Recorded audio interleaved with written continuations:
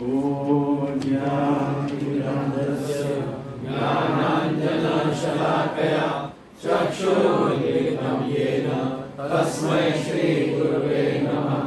श्रीचैतन्यमनोभीष्टं स्थापितं येन भूतले स्वयं रूपा कदा मह्यं ददाति स्वपदान्तिकं। वन्देऽहं श्रीगुरुं श्रीयुतापदकमलं श्रीगुरुं वैष्णवांश्च श्रीरूपं साग्रजातं सगण रघुनाथान्वितं तं सजीवं सान्द्वैतं सावधूतं परिजनसहितं कृष्णचैतन्यदेवं श्रीराधा कृष्णपादान् सगण ललिता श्रीविशाखान्वितांश्च। हे कृष्ण करुणा सिन्धु दीनबन्धु जगत्पते गोपेश गोपिकान्त राधाकान्त नमोस्तुते। तप्तकाञ्चन गौराङ्गी श्रीराधे वृन्दावनेश्वरी वृषभानुसुते देवी प्रणमामि हरिप्रिये। वाञ्छाकल्पतरुभ्यश्च कृपा सिन्धुभ्य एव च पतितानां पावनेभ्यो वैष्णवेभ्यो नमो नमः। जय श्री कृष्ण चैतन्य प्रभु नित्यानंद श्री अद्वैत गदाधर श्रीवासादि गौर भक्तवृंद। हरे कृष्णा कृष्णा कृष्णा हरे हरे, हरे राम राम राम हरे हरे। हरे कृष्णा कृष्णा कृष्णा हरे हरे, हरे राम राम राम हरे हरे। हरे कृष्णा कृष्णा कृष्णा हरे हरे, हरे राम राम राम हरे हरे। शुभपाद की जय। निगम कल्पतरोर गलितम फलम शूक मुखाद अमृत द्रव संयुतम पिबत भागवतम रसमालयम मुहुरहो रसिका भूरि भावुका। ये श्लोक अत्यंत सुंदर श्लोक है। ये श्लोक का चैंटिंग, ये श्लोक का उच्चारण एकदम फोकस माइंड से करना चाहिए, बहुत माइंडफुल होकर इसका उच्चारण करना चाहिए। इट्स वेरी वेरी इंपॉर्टेंट श्लोक। इस श्लोक में गुरु परंपरा से दिए हुए ज्ञान का महात्म्य है। गुरु परंपरा से दिया हुआ ज्ञान कितना महत्वपूर्ण है और उस ज्ञान से, गुरु परंपरा से ही आने वाले ज्ञान से क्या प्राप्त हो सकता है। भगवान प्राप्त हो सकते हैं, भक्ति प्राप्त हो सकती है, भगवत रस भगवत भाव प्राप्त हो सकता है, ऐसा इस श्लोक में बताया है। इसलिए ये श्लोक प्रयोजन तत्व को दर्शाता है। कौन सा तत्व? पहला जो श्लोक था उसमें हमने क्या देखा था? संबंध। दूसरे श्लोक में अभिधेय, तीसरे श्लोक में प्रयोजन। पहले श्लोक का सब्जेक्ट मैटर का क्या था? What was the subject matter of first shloka? सत्यम परम धीमहि। क्या था? सत्यम परम means what? Establishing the absolute truth. परम सत्य को स्थापित करना। परम सत्य का glorification, glorification of the Lord, है ना। दूसरा पहला श्लोक क्या था? Glorification of the Krishna, glorification of the Lord, glorification of the परम सत्य, अल्टीमेट ट्रूथ। सेकंड श्लोक, दूसरा श्लोक क्या था? ग्लोरिफिकेशन ऑफ श्रीमद् भागवतम, अर्थात द प्रोसेस, अर्थात अभिधेय तत्व। तीसरा श्लोक क्या है? Sweetness of Shrimad Bhagavatam. Last time में कहा था the third shloka is sweetness of Shrimad Bhagavatam. Sweetness is very important. The most important thing is what? Sweetness, है ना। ऐसे तो glorification also is important. Glorification and sweetness both are important, right? Without sweetness, there cannot be a glorification.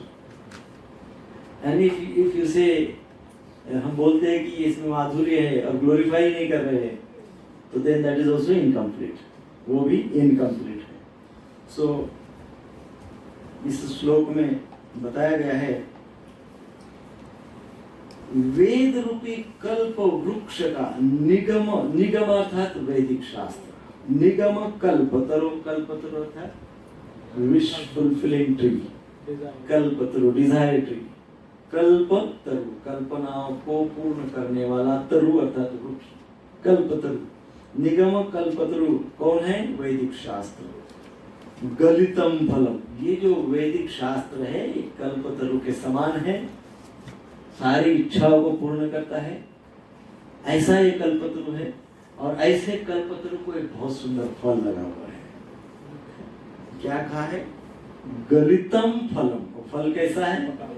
पका हुआ। गलितम, गलितम है पका हुआ, सर्वसाधारण पका हुआ नहीं, इतना पका हुआ, इतना पका हुआ कि पूरा रस ही भरा है उसमें। क्या है? पूरा रस ही भरा हुआ है।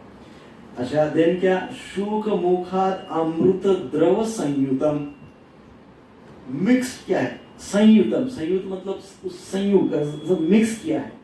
क्या मिक्स किया है? इसमें इस ऐसे सुंदर पके हुए रसरसित फल में कुछ मिक्स किया गया है।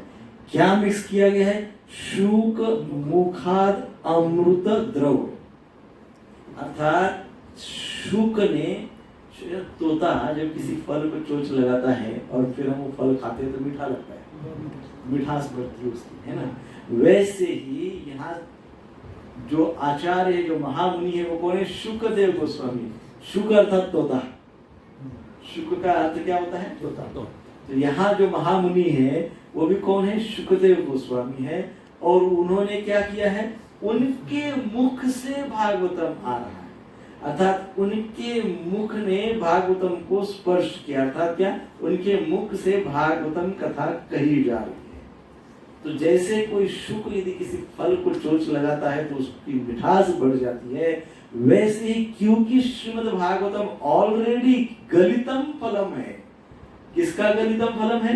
वैदिक शास्त्र के रूपी कल्पतरु का गलितम, पका हुआ, ऑलरेडी बहुत ही पका हुआ, गला हुआ, पका हुआ, रस रसित फल ऑलरेडी है, परंतु ऐसे रस रसित फल को शुकदेव जी ने स्पर्श किया है, अर्थात उनके मुखार बिंद से ये कथा आ रही है।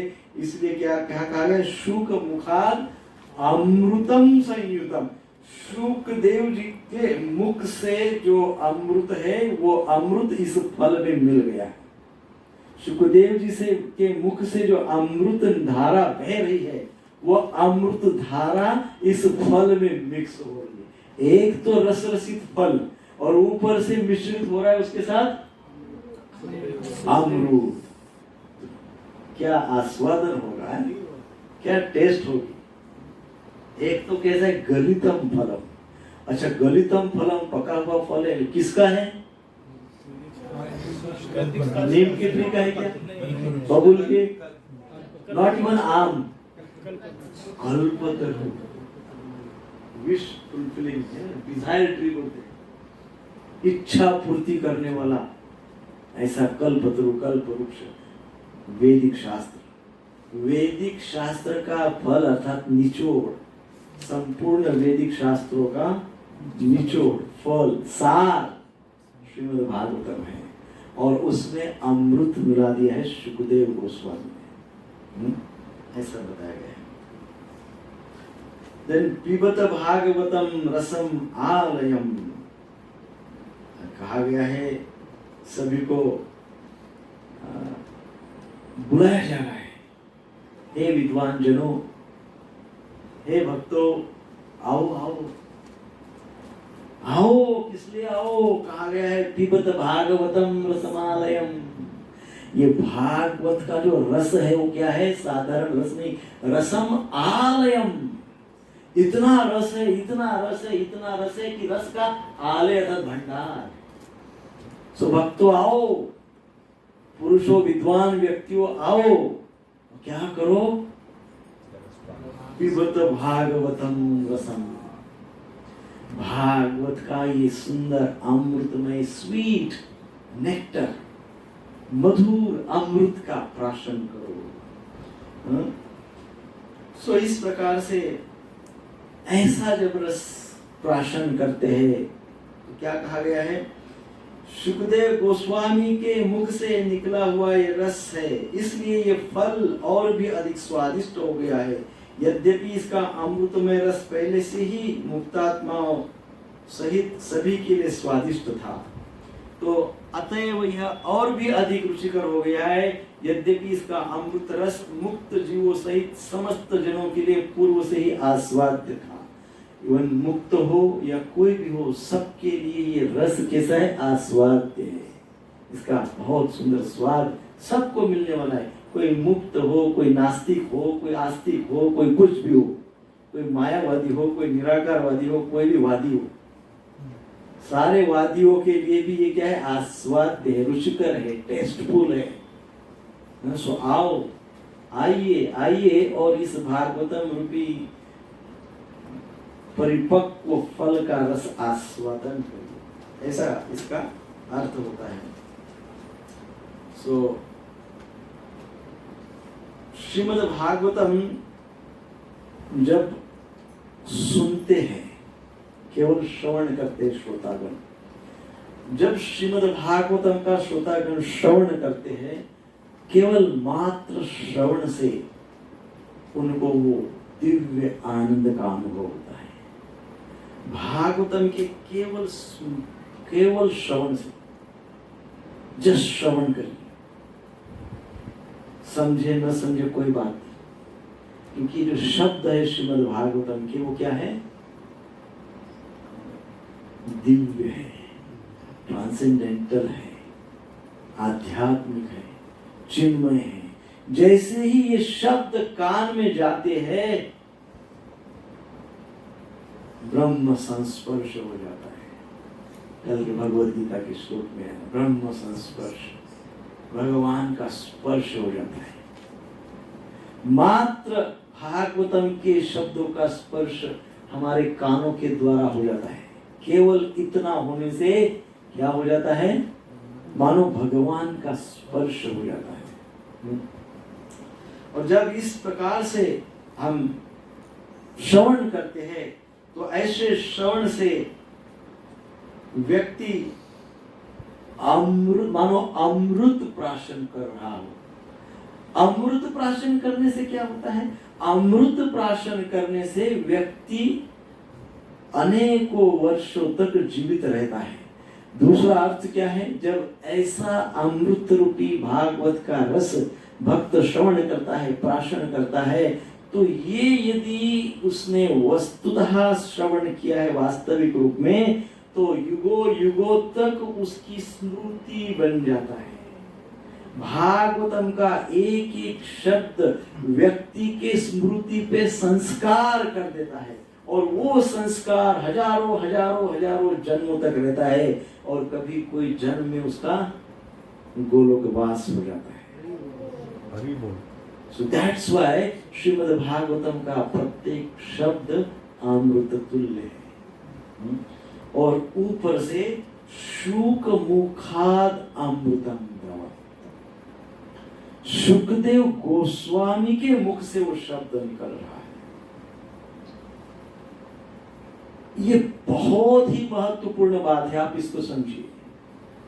श्रीमद् भागवतम कौन कह रहे हैं, शुद्ध भक्त सुखदेव गोस्वामी, जो भगवान के शुद्ध भक्त है। ऐसे शुद्ध भक्त के मुख से श्रीमद् भागवतम का श्रवण, ये अति अति अति पुण्य का कर्म तो है ही एक्सटर्नली, बट इंटरनली ऐसा श्रवण करने से सीधे सीधे भगवान से कनेक्शन हो जाता है। सीधे सीधे हम भगवत तत्व से संपर्क प्रस्थापित करते हैं। भागवत तत्व के द्वारा भगवत तत्व से संपर्क, केवल किससे, केवल श्रवण से, केवल भागवत श्रवण से भागवत तत्व के द्वारा भगवत तत्व के साथ संपर्क हो सकता है, परंतु किसके द्वारा श्रवण? शुद्ध भक्त सुखदेव गोस्वामी। सुखदेव गोस्वामी ने जो कहा है, क्योंकि सुखदेव गोस्वामी निस्सिम भक्त है। ऐसे वृंदावन में आप देखेंगे, वृंदावन में कृष्ण क्या करते थे? What is the business of Krishna?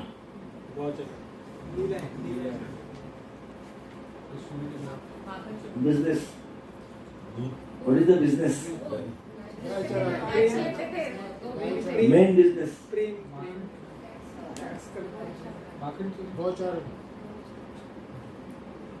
चौराग्रगण्यम, चोरी करना। हमारे भगवान कौन है? चोर है। So main business of our भगवान is what? चोरी करते हैं। So गोपियां भी इतनी आतुर होती थी वास्तव में, कि कृष्ण आए और उनका माखन दूध वगैरह चुराए। वो उनको उसमें बहुत उनको लगता था कृष्ण आए और माखन चुराए, और इसलिए वो घर में रखती थी सब माखन में, सब दही दूध माखन सब रखती थी, निकाल के रेडी रखती थी, और कृष्ण आके चुराते थे। गोपियों को क्यों लगता था कि कृष्ण माखन आके चुराए? क्योंकि गोपियों को यशोदा मैया के प्रति बहुत स्नेह था। मैया यशोदा के प्रति उनको बहुत स्नेह था। तो अब मैया यशोदा के घर पे, अर्थात अपने स्वयं के घर पे, तो कृष्ण माखन नहीं चुराएंगे ना? चुराएंगे? इसका आवाज कम करो तुझे। फर्स्ट वाला बटन है, इस तरफ वाला फर्स्ट।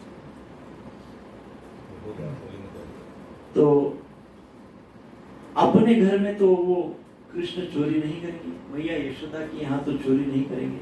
तो मैया यशोदा को वो जो स्वीट पास टाइम है, कौन सा? कौन सा? चोरी का। अरे चोरी का जो पास टाइम है, चोरी की जो लीला है सुंदर मधुर, वो मैया यशोदा को कैसे पता चलेगा? She will never know this. तब क्या होता था? तब गोपियों को बड़ा मैया के विषय में स्नेह था, प्रेम था। तो गोपियां सोचती थी इनको कैसे पता मुझे। तो गोपियां क्या करती थी? कृष्ण जब चोरी करते थे तो कृष्ण की कंप्लेंट करने मैया के पास जाती थी, और मैया को कृष्ण कथा करती थी, है ना? मैया को कृष्ण कथा कहती थी, और उस कथा में बोलती थी कि देखते रहो लाला क्या क्या करता है, कैसे आता है, कैसे चुराता है, कैसे चढ़ता है, कैसे फोड़ता है, कैसे लेके जाता है, कैसे हमसे लड़ता है, कैसे डिबेट करता है। एक एक बात को गोपियां मैया यशोदा को बताती थी, और मैया यशोदा वो कथा सुनकर एकदम, ये है ना क्या कहा है, शुक मुखाद अमृत, शुकदेव के मुख से जो अमृत निकल रहा है, अभी हम कह रहे वही अमृत उसके पहले गोपियों के मुख से मैया यशोदा जी के लिए निकलता था, और मैया यशोदा वो सुनने के लिए लालायित रहती थी। वो कृष्ण की उन लीलाओं को गोपियों के मुख से सुनती थी, और इतनी भाव विभोर हो जाती थी कृष्ण के प्रति। मैया का प्रेम वो एकदम गाढ़ा हो जाता था, और एकदम सेपरेशन, कृष्ण का जो विरह है वो अनुभव करती थी मैया यशोदा। सो गोपियों के मुख से जो निकला हुआ कृष्ण कथा है, वो कृष्ण कथा मैया यशोदा सुनती थी। अब गोपियों के स्तर की जो भक्ति करते हैं, ऐसी व्यक्ति यदि कृष्ण कथा करे, उस कथा में कितना रस होगा, क्या रस होगा उस कथा। गोपी कथा कर रही है, क्योंकि एकदम निस्सिम भक्त है, सरेंडर्ड है कंप्लीटली। तो मैया यशोदा सुनते ही कृष्ण की ओर दौड़ी चली जाती थी, कृष्ण को ढूंढने लगती थी। सो यही बात यहाँ सुखदेव गोस्वामी के लिए कही जा रही है। सुखदेव गोस्वामी यहाँ पर कथा कर रहे हैं किसको? और अन्य साधुगण बैठे हैं। सो परीक्षित महाराज के लिए ये सुखदेव गोस्वामी कथा कह रहे हैं। जैसे यशोदा मैया जब कथा सुनती थी तो जितना आनंद गोपियों को होता था कथा सुनाने का, उससे ज्यादा आनंद का अनुभव मैया यशोदा करती थी। हाँ, गोपियों से ज्यादा आनंद का अनुभव मैया यशोदा करती थी कृष्ण कथा को उनके मुख के द्वारा सुनकर। सो जो व्यक्ति ध्यान से सुनता है और शुद्ध भक्त कथा करता है तो इसमें ज्यादा लाभ किसका होता है? सुनने वाले का होता है ना, सोने वाले का नहीं होता है। सुनने वाले का लाभ होता है, बहुत लाभ होता है। क्योंकि गोपियों को जो बोलने में आनंद हो रहा था उससे कई गुना ज्यादा मैया यशोदा को सुनने में आनंद हो रहा था। सो उस प्रकार से श्रवण श्रोता जो श्रवण करता है उसका आनंद द्विगुणित हो जाता है, आनंद की कोई सीमा नहीं रहती है। सो इस प्रकार से हमको रूपा जी भी बताते हैं कि कथा श्रवण शुद्ध भक्तों के मुख से परंपरा में अधिकृत भक्त से करना चाहिए। सो हम ये देखा है, इससे फॉर्मूला बनता है कि गोपियों ने भगवान कृष्ण की लीलाएं कही और मैया यशोदा ने उसका श्रवण किया। सो मैया यशोदा के पास भी प्रेम था, गोपियों के पास भी प्रेम था। सुखदेव गोस्वामी भी कथा कह रहे हैं और सुखदेव गोस्वामी के पास भी प्रेम है। सो कथा पास टाइम्स ऑफ कृष्ण, अर्थात कथा अधिक प्रेम, pastime plus love of Krishna, कथा अधिक प्रेम इज इक्वल टू दिव्य आनंद। कृष्ण कथा अधिक कृष्ण प्रेम, कृष्ण कथा प्लस कृष्ण प्रेम इज इक्वल टू दिव्य आनंद, ब्लिस, स्पिरिचुअल जॉय, एक्सटेसी, दिव्य आनंद। क्या फॉर्मूला है?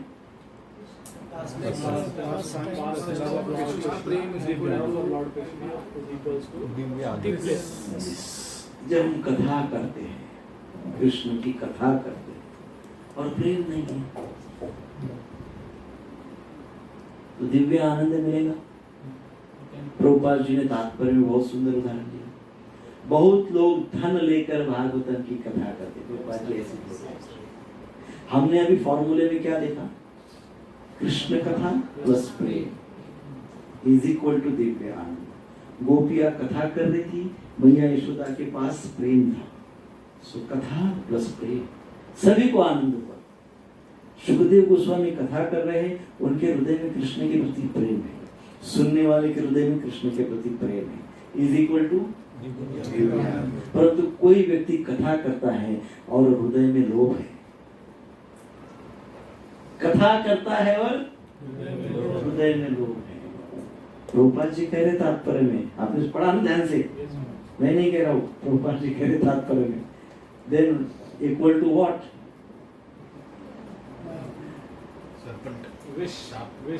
यस, प्रभुपाद जी ये उदाहरण देते कि सांप के मुख से दूध भी निकलता है तो क्या हम उसको प्रसाद के रूप में लेंगे? नाग के रूप मुख से दूध निकलता है, उसको क्या समझेंगे? दूध समझेगी कि विष समझेगी? सो नाग अर्थात क्या? जिसके मन में काम क्रोध लोभ मोह मद मत्सर, लोभ और मत्सर और काम है, ऐसे व्यक्ति से कथा सुनने से हमारे अंदर विष ही फैलेगा। क्या फैलेगा? विष फैलेगा। इसलिए हमने शास्त्रोक्त यहाँ पे देखा कि मैया यशोदा, सुखदेव गोस्वामी ये शुद्ध भक्त है, गोपियां शुद्ध भक्त है, गुरु परंपरा शुद्ध भक्त है, अधिकृत आश्रय लेने वाले गुरु परंपरा में शुद्ध भक्त है, जिनके हृदय में कृष्ण के प्रति प्रेम है, उनसे ही कथा श्रवण करनी चाहिए। ठीक है, यहाँ तक कन्विंस है सब कि घर पे जाके टीवी का चैनल ऑन करके कृष्ण कथा सुनेंगे। कई लोग हमको बताते थे और आज भी कुछ बताते हैं, थोड़ी क्लास में आना नहीं हुआ लेकिन हमने ना टीवी पे अमुक अमुक कृष्ण सीरियल देखे। तो भागवतम उसके लिए क्या कहता है? मना ही करता है, उससे कोई लाभ होने वाला नहीं है, जहर ही फैलेगा। परंतु हमको तो क्या चाहिए? दिव्य आनंद चाहिए। तो दिव्य आनंद के लिए कथा प्लस प्रेम इज इक्वल टू दिव्य आनंद। सो श्रवण के साथ साथ कथा श्रवण, अब यहाँ पे श्रवण की बात हो रही है ना, कथा श्रवण, कथा pastimes plus love. Love means प्रेम से श्रवण करना, विथ फुल ऑफ लव हम श्रवण करें, तभी तो प्रेम के स्तर पे जाएंगे। श्रवण नहीं करेंगे तो प्रेम के स्तर पे जाएंगे कैसे? तो महत्वपूर्ण बात क्या है? श्रवण करना चाहिए। अच्छा, श्रवण, केवल श्रवण करने से काम चलेगा क्या? नहीं चलेगा। श्रवण तो कितने साल से कर रहे हैं हम? 25, 50, 30, 40, 20, 10 कई सालों से तो श्रवण कर ही रहे हैं ना, केवल सुन रहे हैं ना कई साल से। तो मनन भी होना चाहिए, श्रवण के साथ साथ मनन भी होना चाहिए, है ना। तो प्रत्येक क्लास में हम क्लास के अंत में मनन भी करेंगे, है ना, मनन भी करेंगे। क्योंकि आप 8 दिन घर पे जाके मनन करते हैं कि नहीं करते हैं, आपको क्या पता, है ना। सो इसलिए क्लास में मनन करेंगे और फिर आप घर पे भी मनन करिए। एवरी संडे हम चिंतन श्रवण और मनन दोनों करेंगे। सो हम देखिए, यदि फिर से एक बार रिवीजन करते हैं पिछले 2 श्लोकों का और इस श्लोक का, इस अध्याय का, तो हमको फिर आगे बढ़ने में और आसानी होगी।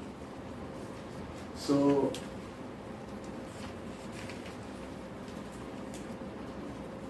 मनन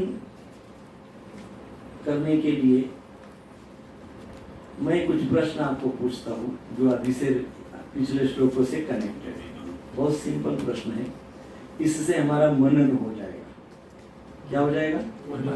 श्रवण तो आप कर ही रहे हैं, तो मनन भी साथ साथ करते हैं। श्रवण के साथ साथ मनन करेंगे तो आगे डिफिकल्ट नहीं होगा।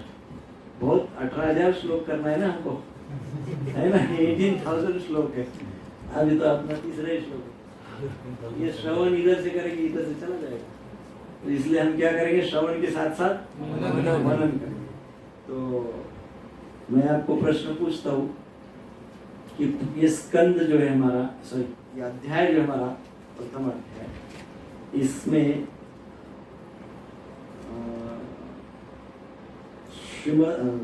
प्रथम स्कंद में कितने अध्याय हैं? 19। हाथ ऊपर करें, एकदम से मत, सबका मनन होना चाहिए। किसके कितने अध्याय है फर्स्ट कैंटो में? हाथ ऊपर करिए, किसको किसको पता है? 4।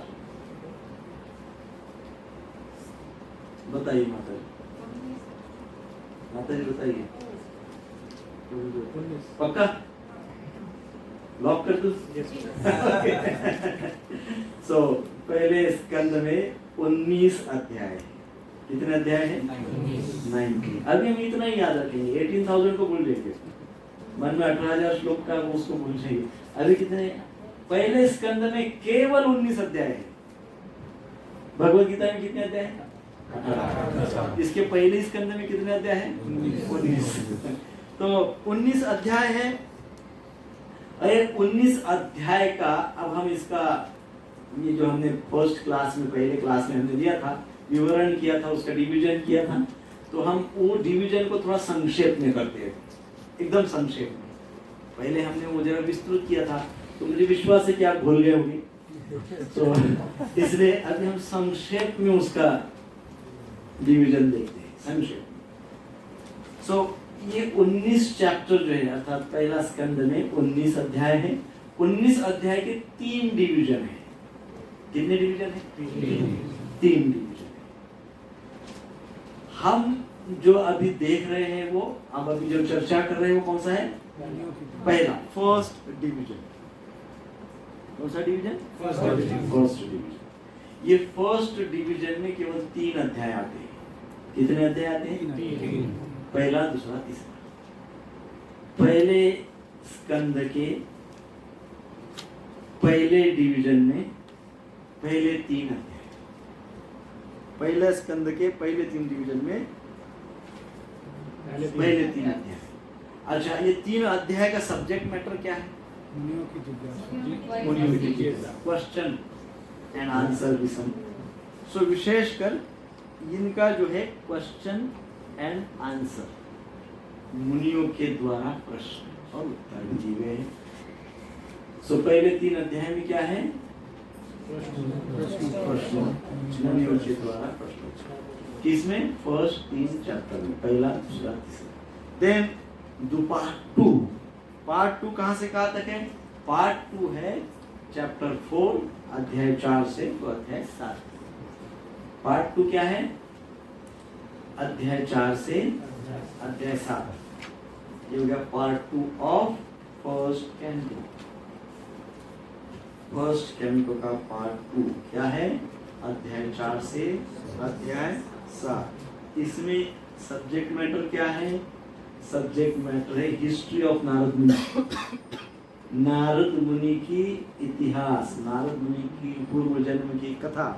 ये चैप्टर 4 to 7 ये हो गया पार्ट 2। Then part 3। पार्ट 3 में 7वें अध्याय के 12वें श्लोक से, 7वें अध्याय का 12वां श्लोक, तो 12वें श्लोक से तो एंड तक 19वें अध्याय तक जो है वो तीसरा पार्ट है। और इसमें क्या है? परीक्षित महाराज की कथा। क्या है? परीक्षित महाराज की कथा, संपूर्ण कथा परीक्षित महाराज।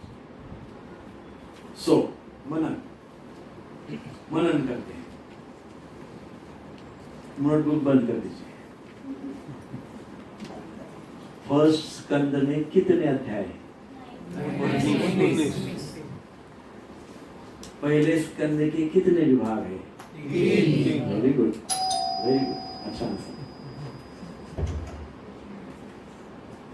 पहला विभाग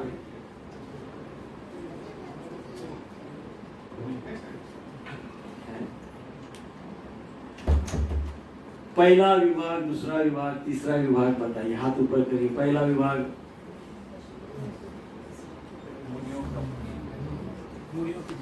जिसने कभी उत्तर नहीं दिया उत्तर दे। मुनियों की जिज्ञासा कहाँ से कहाँ तक?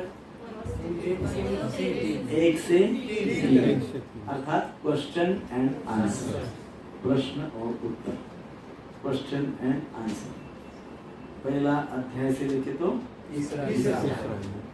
दूसरा विभाग 4 से 7 4 to 7.11 हाँ, तक नारद मुनि की कथा। History of Narad. Yes, Hari बोल, थैंक यू। ये हो गया second part. Now third part. माता जी बताइए, कोई बताइए। हिस्ट्री ऑफ परीक्षित महाराज। मनन हो गया। हरि बोल, श्री प्रभुपाद की जय। पहला स्कंद हो गया।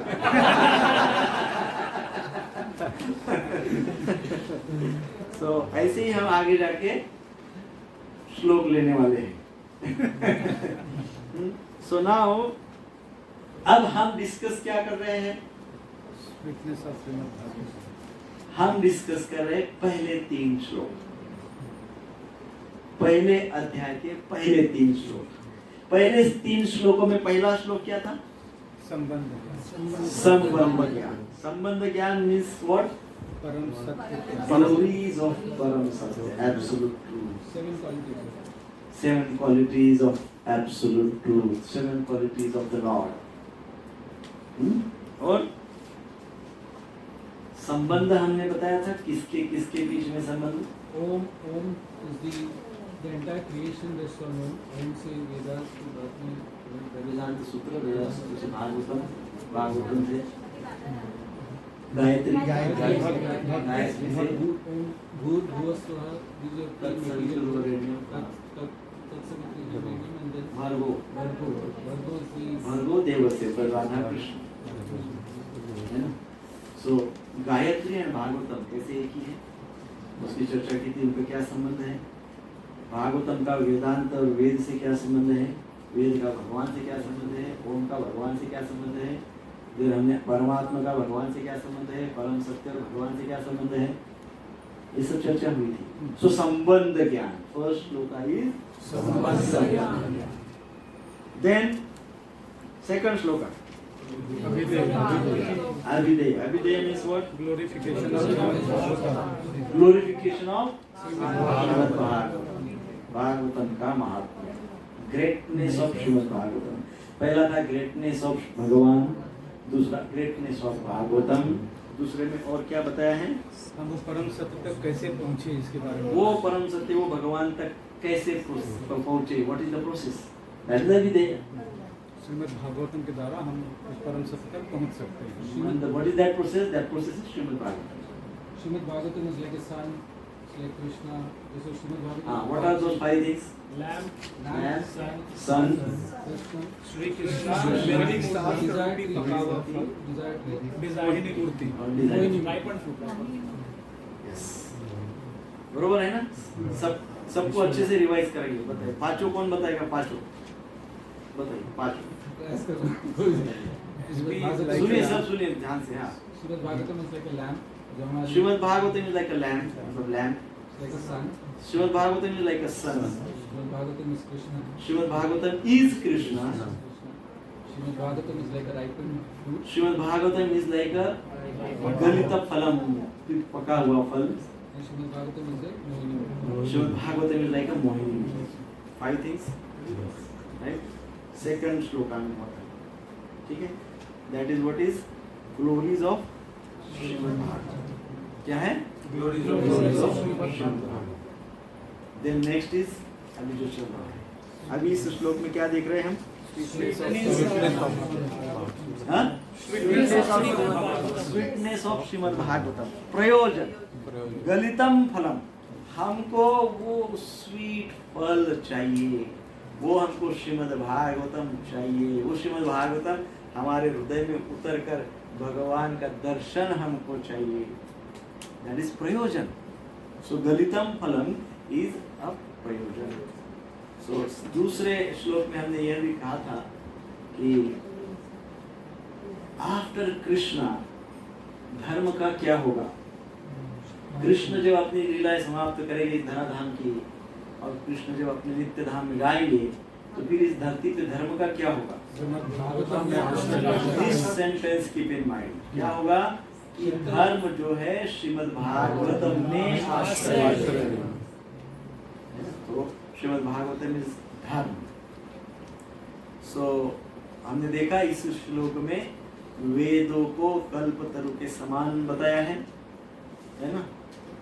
वेदों को कल्पतरु के समान बताया है। वो कल्पतरु का डिलीशियस, अतिशय स्वादिष्ट, मधुर, रस रसित स्पेशल फल जो है, गलितम फलम, वो है Shrimad Bhagavatam. That is essence of the tree, essence of the kalpavruksha is Srimad Bhagavatam. So essence of Vedas is Srimad Bhagavatam. वेदों का सार श्रीमद् भागवतम है ना? So देखिए कहा गया है, श्लोक यदि अच्छे से देखते हैं, निगम कल्पतरो गलितम फलम, क्या कहा गया? फलम। फिर क्या कहा गया? शुक मुखाद अमृत द्रव संयुतम, और फिर कहा गया पिबतम भागवतम रसमालयम। दो शब्द देखिए, फलम अर्थात फल, पिबतम अर्थात पिया। फल पी सकते हैं क्या? हाँ? तो यहाँ तो फलम कहा है, फलम पिबतम। कोई फल पीता है? नहीं पी सकता है। तो ये फल ही ऐसा है। विश्वनाथ चक्रवर्ती पाद इसकी कमेंट्री में कहते हैं कि ये जो फल है, it's like a mango without seed. वो विश्वनाथ चक्रवर्ती पाद कहते हैं कि वो ऐसा मैंगो होता है ना जो सीडलेस होता है, और उसको क्या कहते हैं? छिलका भी नहीं, छिलका भी नहीं है, छिलका रहित और बीज रहित फल। तो इसलिए कहा गया फलम और पिबतम, फल पीने। भागवतम अर्थात क्या? ये फल है और इसको पी सकते हैं। ऐसा दिव्य फल है जिसको हम पी सकते हैं। सो इट इज सॉफ्ट, बहुत ही सॉफ्ट है, इसलिए पी सकते हैं। बहुत ही सॉफ्ट है अर्थात क्या? बहुत ही रसिक है, बहुत ही रस है, भरपूर रस है। प्रत्येक शब्द में अथाह रस है, रस ही रस है। प्रत्येक शब्द में श्रीमद् भागवतम के रस ही रस है। सो इतना रस है, इतना पका हुआ है, इसलिए टेस्टी भी है, स्वादिष्ट है। कोई कहे कि मुझे श्रीमद् भागवतम में स्वाद नहीं, टेस्ट नहीं, रुचि नहीं है, यदि ऐसा कोई कहे, उसके जैसा संसार में कोई दुर्भागी नहीं होगा। यदि कोई कहे कि मुझे भागवतम में रस नहीं आता, इट मीन्स उसके जैसा कोई दुर्भागी संसार में नहीं है। इतना दुर्भाग्य है उसका, क्योंकि उसको इतना सॉफ्ट रस रसिक फल है, पका हुआ फल है, उसका रस उसको नहीं मिल रहा है। सो जब, जैसा कि अब हमने कहा, जब तोता फल को स्पर्श करता है तो मधुर हो जाता है, वैसे ही शुकदेव गोस्वामी ने इस श्रीमद् भागवतम को स्पर्श किया है, अर्थात अपने मुख से उसको, उसकी कथा कही है, कथा का वर्णन किया है, अर्थात उसका टेस्ट किया है। शुकदेव गोस्वामी ने श्रीमद् भागवतम का जो टेस्ट किया है, इसके कारण श्रीमद् भागवतम स्वादिष्ट बन गया है, मधुर बन गया है। देखो, पहले श्रीमद् भागवतम आया, फिर अनेक भगवान व्यासदेव जी ने कहा, नारद जी ने वगैरह वगैरह, फिर शुकदेव गोस्वामी तक आया। शुकदेव गोस्वामी ने कहा तो उसमें स्वाद आ गया, सभी ने कहा तो स्वाद आ गया उसके पूर्व में, फिर शुकदेव गोस्वामी कहा तो और स्वाद आ गया। फिर वो शुकदेव गोस्वामी ने जो स्वाद उसमें डाला, वो फिर भागवतम हमारे गुरु परंपरा में हमारे आचार्यों ने कहा तो उसमें महास्वाद आ गया। फिर वो आचार्य से चलते चलते मैंने विश्वनाथ चक्रवर्ती पाद, सनातन सनातन, इन्होंने सब आचार्यों ने उसमें उसको अपनी वाणी से कथा किए, तो वो सब आचार्यों ने उसमें अपना अमृत डाला। कौन सा अमृत? उसको अमृत कहा गया है। अमृत कौन सा अमृत? भाव, कृष्ण के प्रति जो भाव है प्रत्येक आचार्य का, वो अमृत के समान है, वो स्वादिष्ट है, वो मधुर है। इतने आचार्यों ने उसमें अपना भाव डाला। शुकदेव गोस्वामी ने उसको स्पर्श किया और उसको स्वादिष्ट हुआ। इसका अर्थ क्या है? शुकदेव गोस्वामी ने उसको बोला, उसमें उनका प्रेम आ गया, भाव आ गया और प्रेम आ गया। जैसे गोपियों ने कथा मैया यशोदा को कही तो उसमें क्या था? प्रेम था, तो प्रेम ऐड कर दिया। गोपियों ने उस लीला में क्या ऐड कर दिया? प्रेम ऐड कर दिया। वैसे ही आचार्यगण क्या कर रहे? कथा कर भागवतम की, उस भागवत की लीला में अपने हृदय का प्रेम ऐड करते जा रहे, इतना ऐड करते करते करते करते भक्ति सिद्धांत सरस्वती ने भागवतम कहा, उन्हें उनके हृदय का प्रेम उसमें ऐड कर दिया। श्रील प्रभुपाद जी ने भागवतम कहा, प्रभुपाद जी तो कृष्ण कृपा मूर्ति, साक्षात कौन है प्रभुपाद जी? कृष्ण कृपा की साक्षात मूर्ति है। तो उनके अंदर कितना कंपैशन, कितना प्रेम, कितना भाव, वो सब उन्होंने भागवतम की लीलाओं में डाल दिया। महा महा महा महा महा स्वादिष्ट बन गया। उसके पश्चात वर्तमान आचार्य, मेरे गुरुदेव, गुरु परंपरा, सभी ने भागवतम को अपने मुख से कहा। उसमें उन्होंने अपना भाव, अर्थात उनके पास जो अमृत था वो डाल दिया।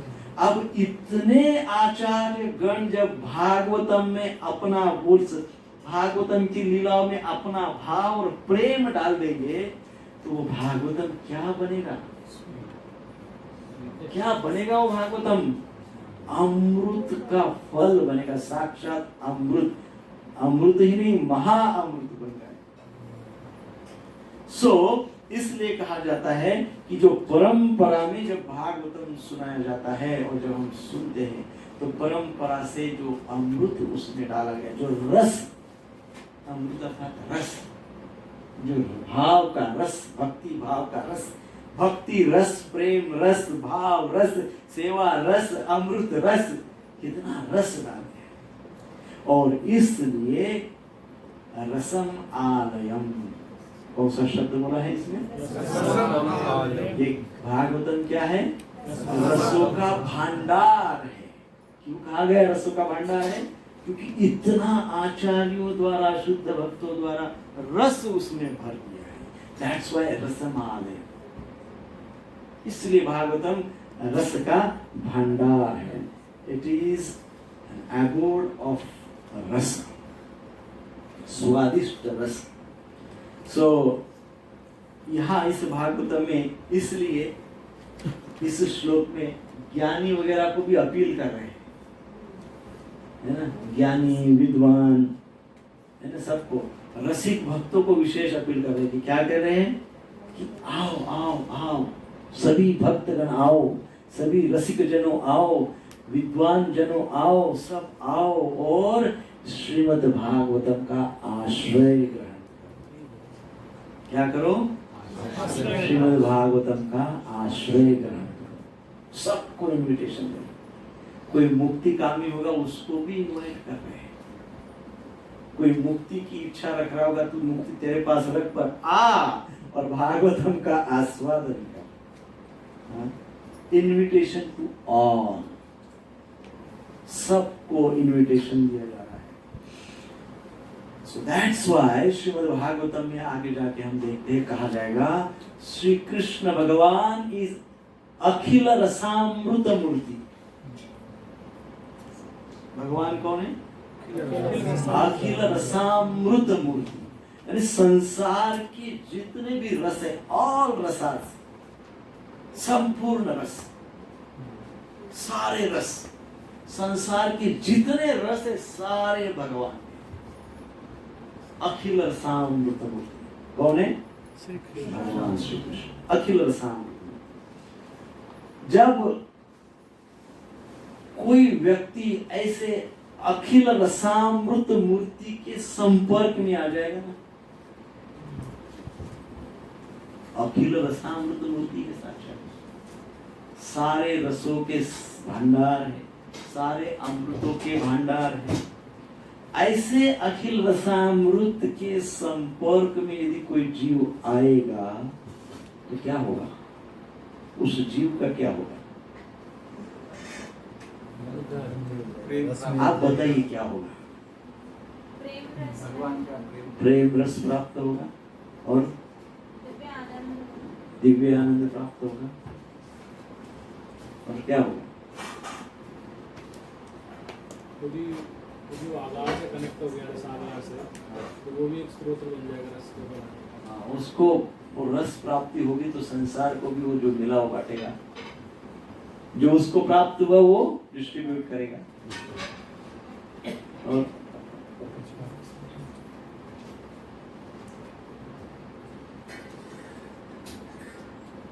अरे भाई, जो अखिल रसामृत मूर्ति है, सारे संसार का अमृत, सारे संसार का आनंद, सारे संसार का रस से भरे हुए हैं, और उनके संपर्क में आप आ गए, संसार में कुछ प्राप्त करने का रह जाएगा क्या? कुछ रह जाएगा? बाकी जब उन्हीं के संपर्क में आप आ जाएंगे, कुछ बाकी रहेगा? कि आप बोलेंगे ठीक है भगवान, आप आ गए कांटेक्ट में, थोड़ी देर बाद मिलते हैं। अब वो काम रह गया, जरा एक सौदा पटा के आता हूँ, एक डील पटा के आता हूँ। ऐसा करेंगे? नहीं करेंगे, क्योंकि इनर सेटिस्फैक्शन होगा। अखिल रसामृत मूर्ति के संपर्क में वास्तव में, इन रियलिटी, नॉट एक्सटर्नली, दिखावे के लिए नहीं, रियल में कृष्ण के संपर्क में जब व्यक्ति आएगा ना, सारी एंजाइटी खत्म हो जाएगी, सारे आवेग समाप्त हो जाएंगे। वास्तव में यदि कांटेक्ट में आए हैं तो, और आवेग है, इसका अर्थ क्या है? नहीं है, अभी कांटेक्ट ही नहीं हो पा रहे हैं, आउट ऑफ रीच, अभी भी आउट ऑफ नेटवर्क, क्योंकि आवेग खत्म नहीं, अभी भी अंदर रुक है ना, अंदर कुछ ड्राइनेस, रस अखिल रसामृत है, लेकिन मेरे अंदर फुल ड्राइनेस है।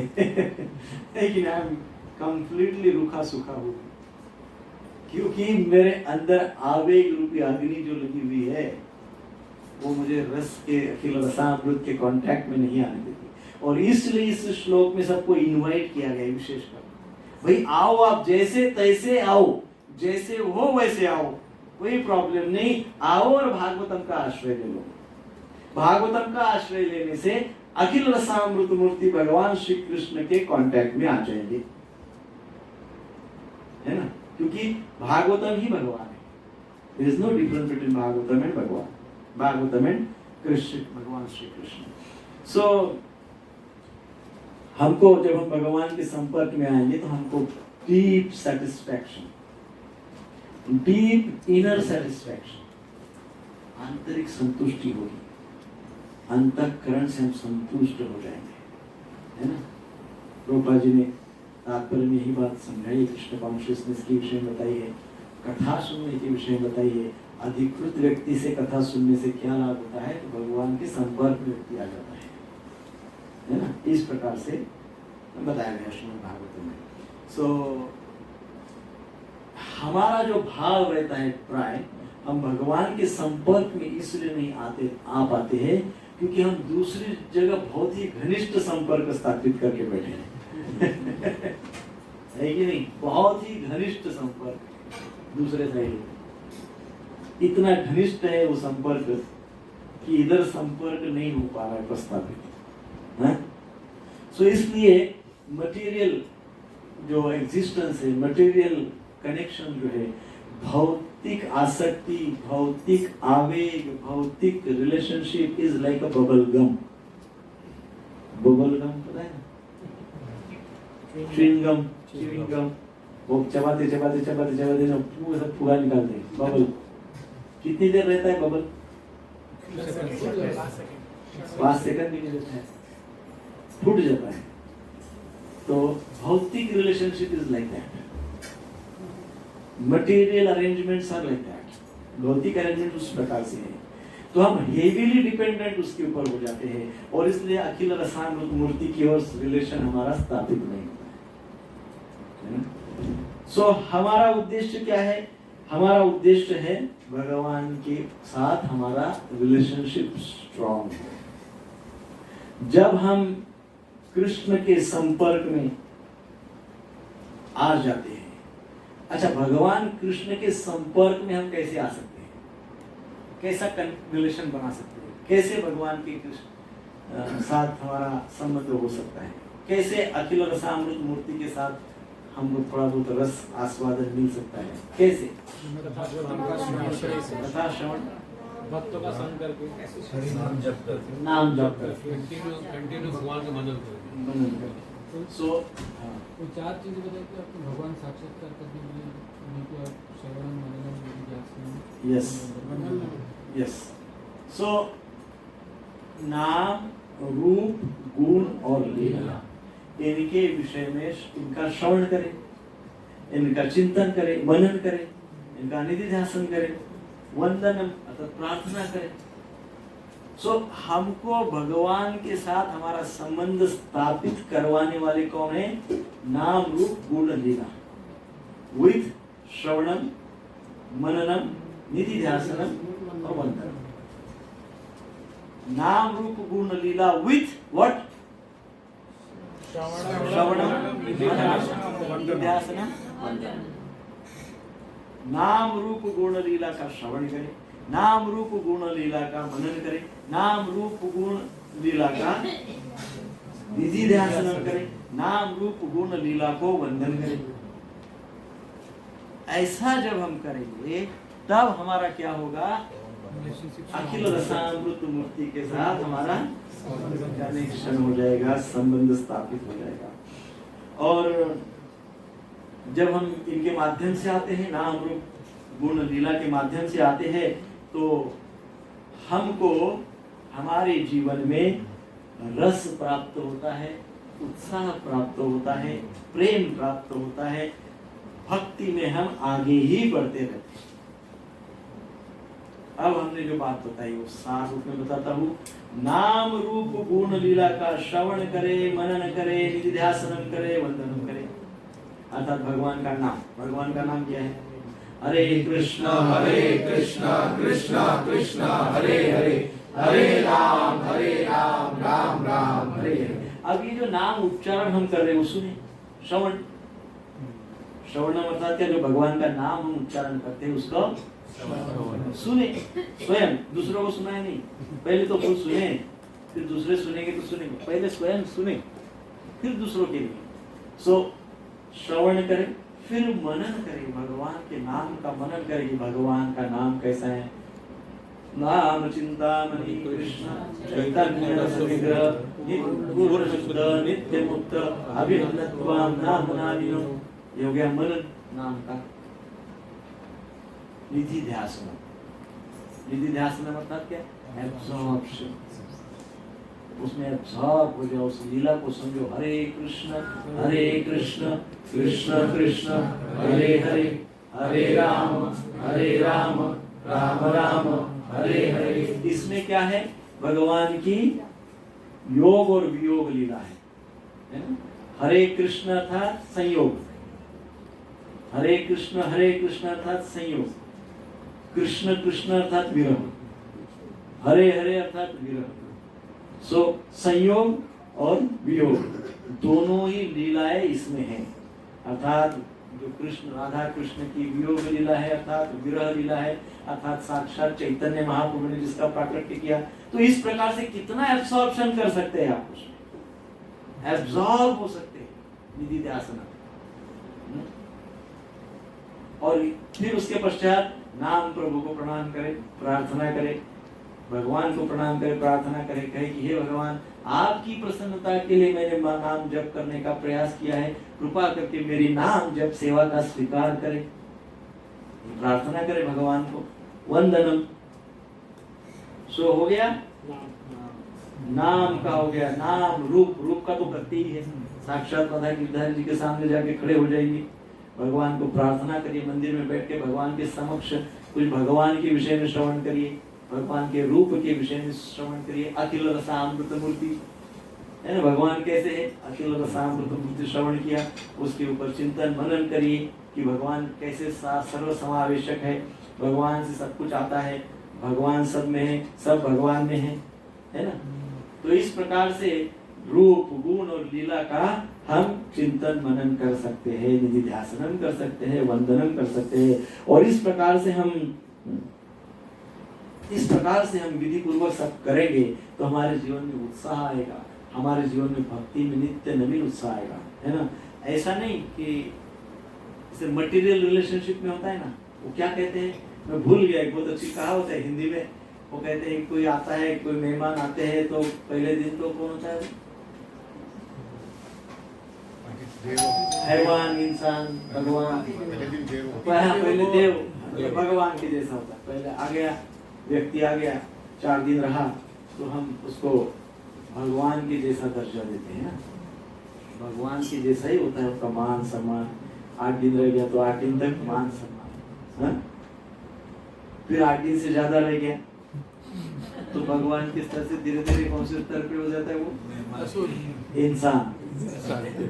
भाई अब उसको विशेषता कुछ नहीं है, अभी अपने ही जैसा हुआ है कि नहीं? 15 दिन तक तो वो फिर इंसान ही रहता है और 15 दिन के पश्चात हो जाता है हैवान। फिर उसको निकालने का सोचते हैं। This is what happens in material relationship. But जो भगवान के साथ हमारा रिलेशनशिप है उसमें रोज नित्य नवीन अनुभूति होती है। भगवान के साथ जो हमारा रिलेशनशिप है उसमें रोज रोज रोज नित्य नवीन अनुभूति होती है, रोज। यदि हम इस प्रकार से नाम रूप गुण लीला का श्रवणम मननम निधिध्यासनम वंदनम ऐसा करते रहेंगे तो हमको रोज अखिल रसामृत मूर्ति श्री कृष्ण भगवान श्री राधा रानी के उस हमारे जो भक्ति में प्रेम में संबंध है उसकी नवीन नवीन अनुभूति रोज हो। Every day something new, every day something new. अब सोचिए हजारों साल से, मैं तो पता नहीं, मैं जो देख रहा हूँ 50 साल से, बाकी सैकड़ों साल हुए, कई लोग बहुत सालों से कर रहे हैं।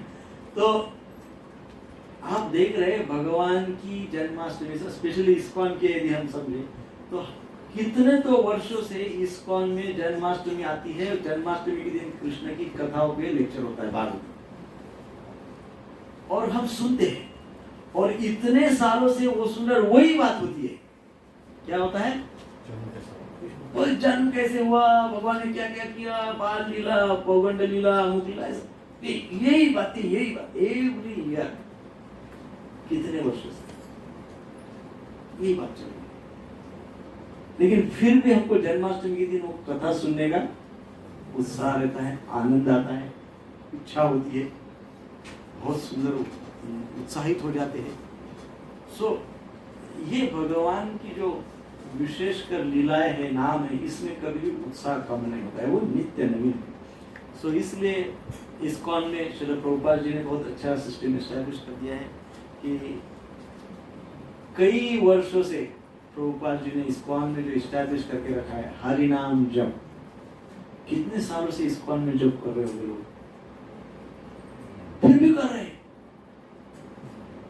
फिर भी कर रहे हैं, कई वर्षों से कर रहे, फिर भी करते जा रहे। एक पीढ़ी हो गई, 2 पीढ़ी हो गई, 3 पीढ़ी हो गई, करते जा रहे और नियमितता से करते जा रहे हैं, है ना? नियमितता से जब करते जा रहे हैं और फिर भी ऐसे लग रहा है कि जब और अच्छा होना चाहिए, जब और अच्छा होना चाहिए, जब की क्वालिटी और सुधरनी चाहिए, मेरा नाम जब और गाढ़ा होना चाहिए, मेरी श्रद्धा और गाढ़ी होनी चाहिए। फिर भी हमको नित्य लगते रहता है, कितने सालों से कर रहे फिर भी लगता है नित्य में, ये विशेषता है। सो हम भगवान के इस विशेष गुण से, विशेषकर जो भगवान के नाम रूप गुण लीला है, इनसे इतने प्रभावित अनेक युगों से है कि हम नित्य भगवान के चरणों को, भगवान के नाम को, भगवान की लीलाओं को ढूंढते रहते हैं। और अब तो हमें साक्षात भागवतम आमंत्रित कर रहा है और ये श्लोक तो सबके लिए, हम सबके लिए विशेष इन्विटेशन है। इस श्लोक में क्या है? इन्विटेशन है हम सबके लिए, आओ, सब आओ, भक्तो आओ और श्रीमद् भागवतम का आश्रय स्वीकार। सो हम कई वर्षों से जब अवश्य कर रहे हैं, परंतु श्रीमद् भागवतम आज हमको इसलिए इनवाइट कर रहे हैं, भागवतम हमको बुला रहे, आओ और आश्रय लो, क्योंकि शायद वो अखिल रसामृत मूर्ति है, श्रीमद् भागवतम है, भगवान है, उनको ऐसे लग रहा है ये जब तो कर रहे हैं अनेक वर्षों से जब तो कर रहे हैं, बट व्हाट अबाउट टेस्ट? ऐसा भागवतम को लगा होगा, इसलिए भागवतम ने कहा कि भाई आओ मेरा शरण आश्रय ग्रहण कर लो। What is taste? टेस्ट क्या है? और यदि हमको टेस्ट है हरि नाम में, तो वो टेस्ट को कैसे कंटिन्यू करें? क्या what is taste in chanting? हमारी नाम जप में क्या रुचि है? पहला प्रश्न। और दूसरा प्रश्न है, यदि है तो उसको कैसे कंटिन्यू करें, और यदि नहीं है तो उसको कैसे इंप्रूव करें? अभी 3 प्रश्न है। कितने प्रश्न हैं? First question is what is your taste in chanting? क्या टेस्ट है आपकी चैंटिंग? क्या टेस्ट है कि नहीं है? Do we have a taste in chanting? क्या हमको जपा में, नाम जप में रुचि है? यदि है तो उसको कंटिन्यू कैसे रखें, और यदि नहीं है तो उसको कैसे सुधारें? नाउ इसका उत्तर आप मुझे देंगे। This is what is मननम।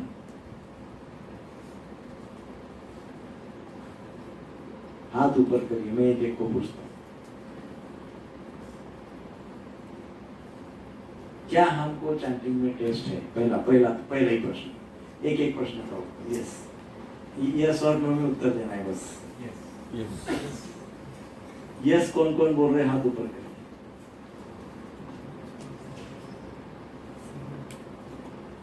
No कौन कौन बोल रहे हैं? हाथ ऊपर करिए। जिसने दोनों बार हाथ ऊपर नहीं किया उसने कुछ सुना ही नहीं क्लास में। It means he is absent in class. Either मेरी भाषा समझ में नहीं आ रही या मुझे रिस्पॉन्ड नहीं करना चाहिए। When we ask question, you have to respond. This is what is Bhagavatam. Parikshit महाराज और अनेकों ऋषियों ने प्रश्न पूछा और सुखदेव गोस्वामी ने उत्तर दिया। So it is like response. Right? Bhagavatam means responding. पूछा जाता है तो रिस्पॉन्ड करना चाहिए। Don't be like a stone. नहीं? सो फिर से एक बार पूछता हूँ, क्या हमको चैंटिंग में रुचि है?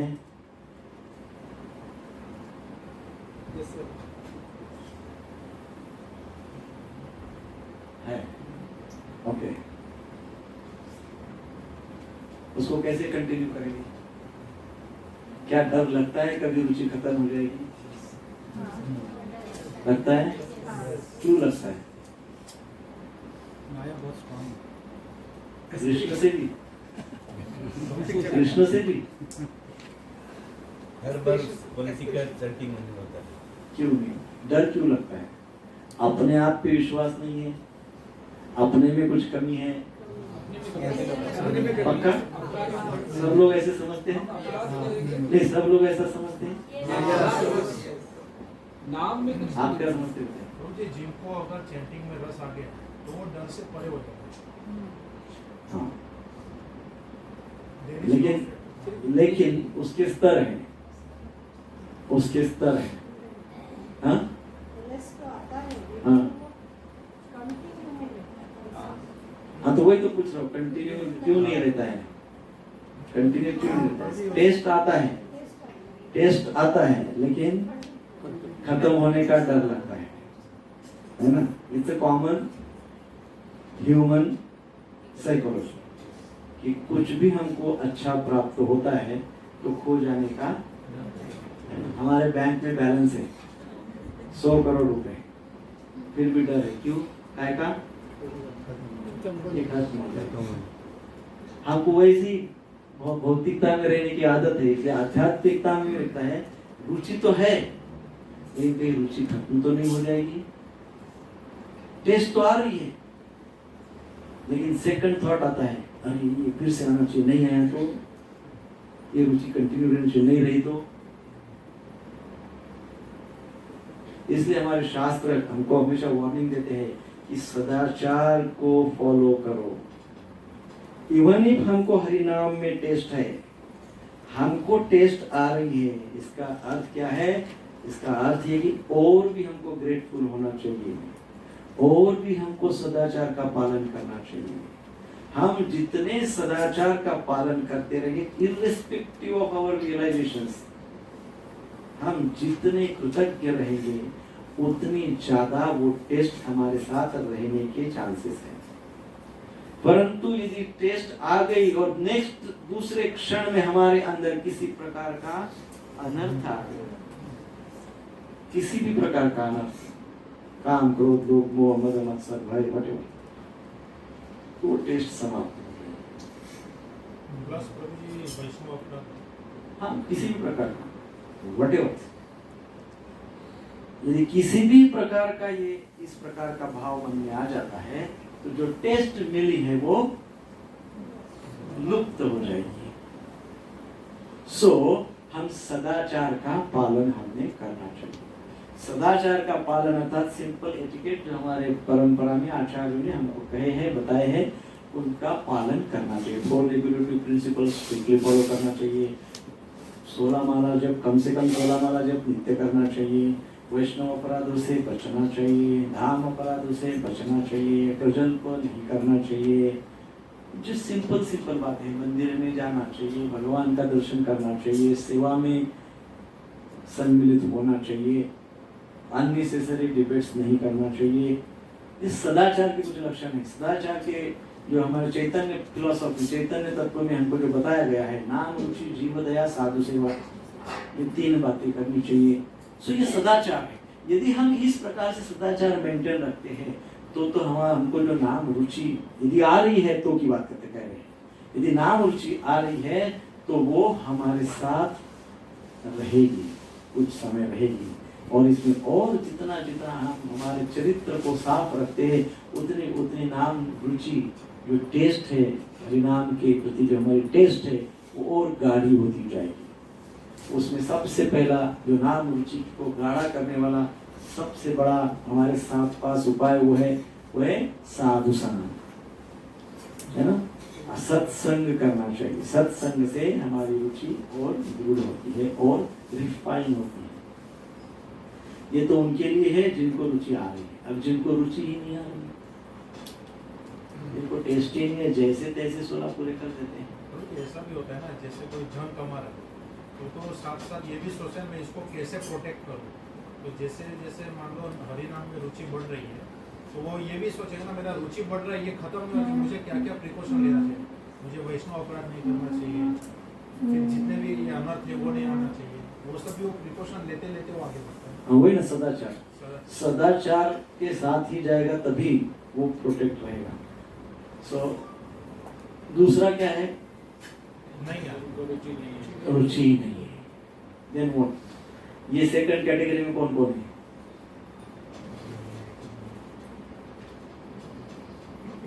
आप सीरियसली बोल रहे हैं ना?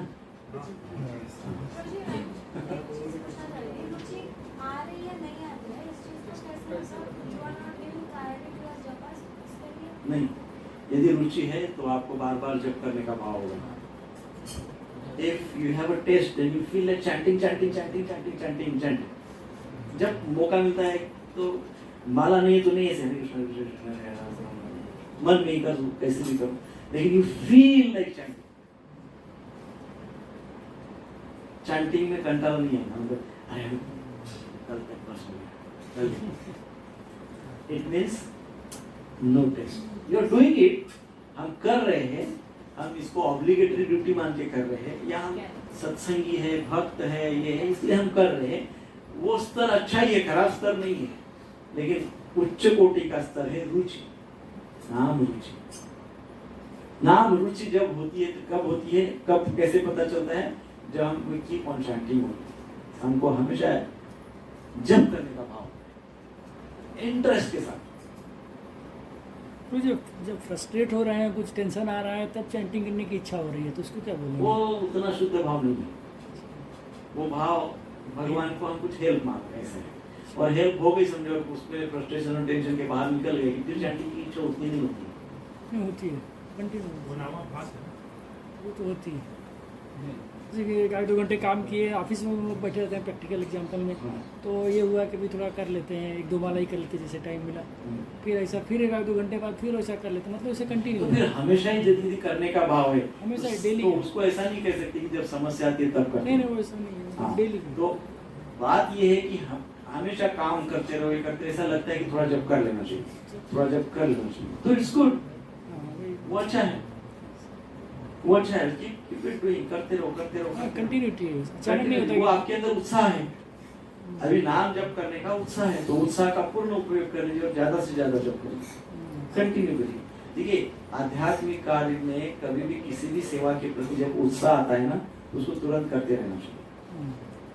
यदि आप उत्साह है और आपने नहीं किया, तो फिर थोड़ी देर बाद आप नहीं करेंगे, फिर छूट जाएगा। उत्साह आया और आपने तुरंत झोले में हाथ डाल के जप किया, तब तो ठीक है। उत्साह आया और आपने देखिए करता हूँ थोड़ी देर में, नहीं सोचे कि ये सकाम कर्म में तो नहीं आ जाएगा कि आने दो, टेंशन आ रहा है, मतलब इसके लिए कोई फर्क नहीं 2 माला पड़ता, कर ले रहे हैं, फिर कोई काम फर्क- कर रहे हैं, फिर कोई फर्क नहीं पड़ता है, ऐसा क्योंकि हम सब गृहस्थ हैं, हम सकाम कर्मी ही है, हम कहाँ निष्काम कर्मी है। नहीं प्रभुपाद जी कहते हैं कि मतलब जप का उद्देश्य जो होना चाहिए वो अकर्म होना चाहिए, मतलब किसी इच्छा से नहीं करना चाहिए कि हाँ, हम जप इच्छा से करें। नहीं करना चाहिए, लेकिन हम काम करते करते कर रहे हैं ना हम्म, भाई। मैं काम कर रहा हूँ, काम करते करते मुझे 10 मिनट मिला और मैंने जप कर लिया, सो मैंने वो जप किया, उसके पीछे मेरा ये भाव नहीं कि भगवान मेरा काम कर दो, काम तो मैं कर ही रहा हूँ। हाँ वो तो मेरा ये भाव नहीं कि भगवान मेरा काम अच्छा कर दो, मेरे काम को फल दे दो, मेरा काम सक्सेस कर दो, यानी कहीं कुछ नहीं।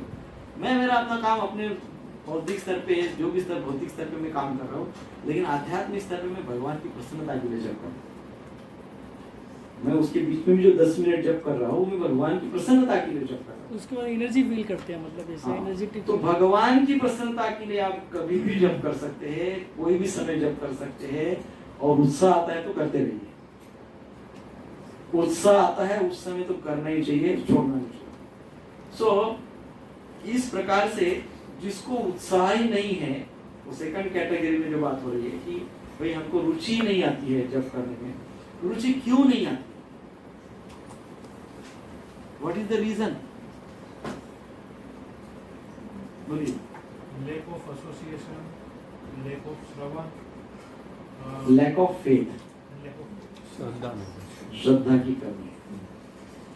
श्रद्धा है पर कमी है, नाम में श्रद्धा है पर गाढ़ी श्रद्धा नहीं है।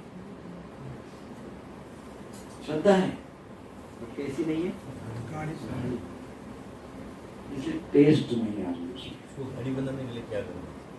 मैंने तो हजारों बार बोला, लेकिन प्रश्न कंटिन्यू वही आता है, what does it means, attentive chatting follow नहीं होता है वो।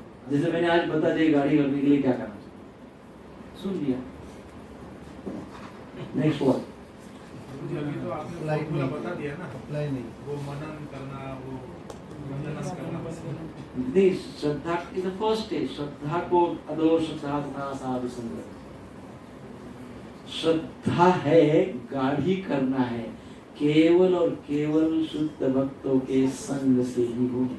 साधु संग, और संग मतलब क्या,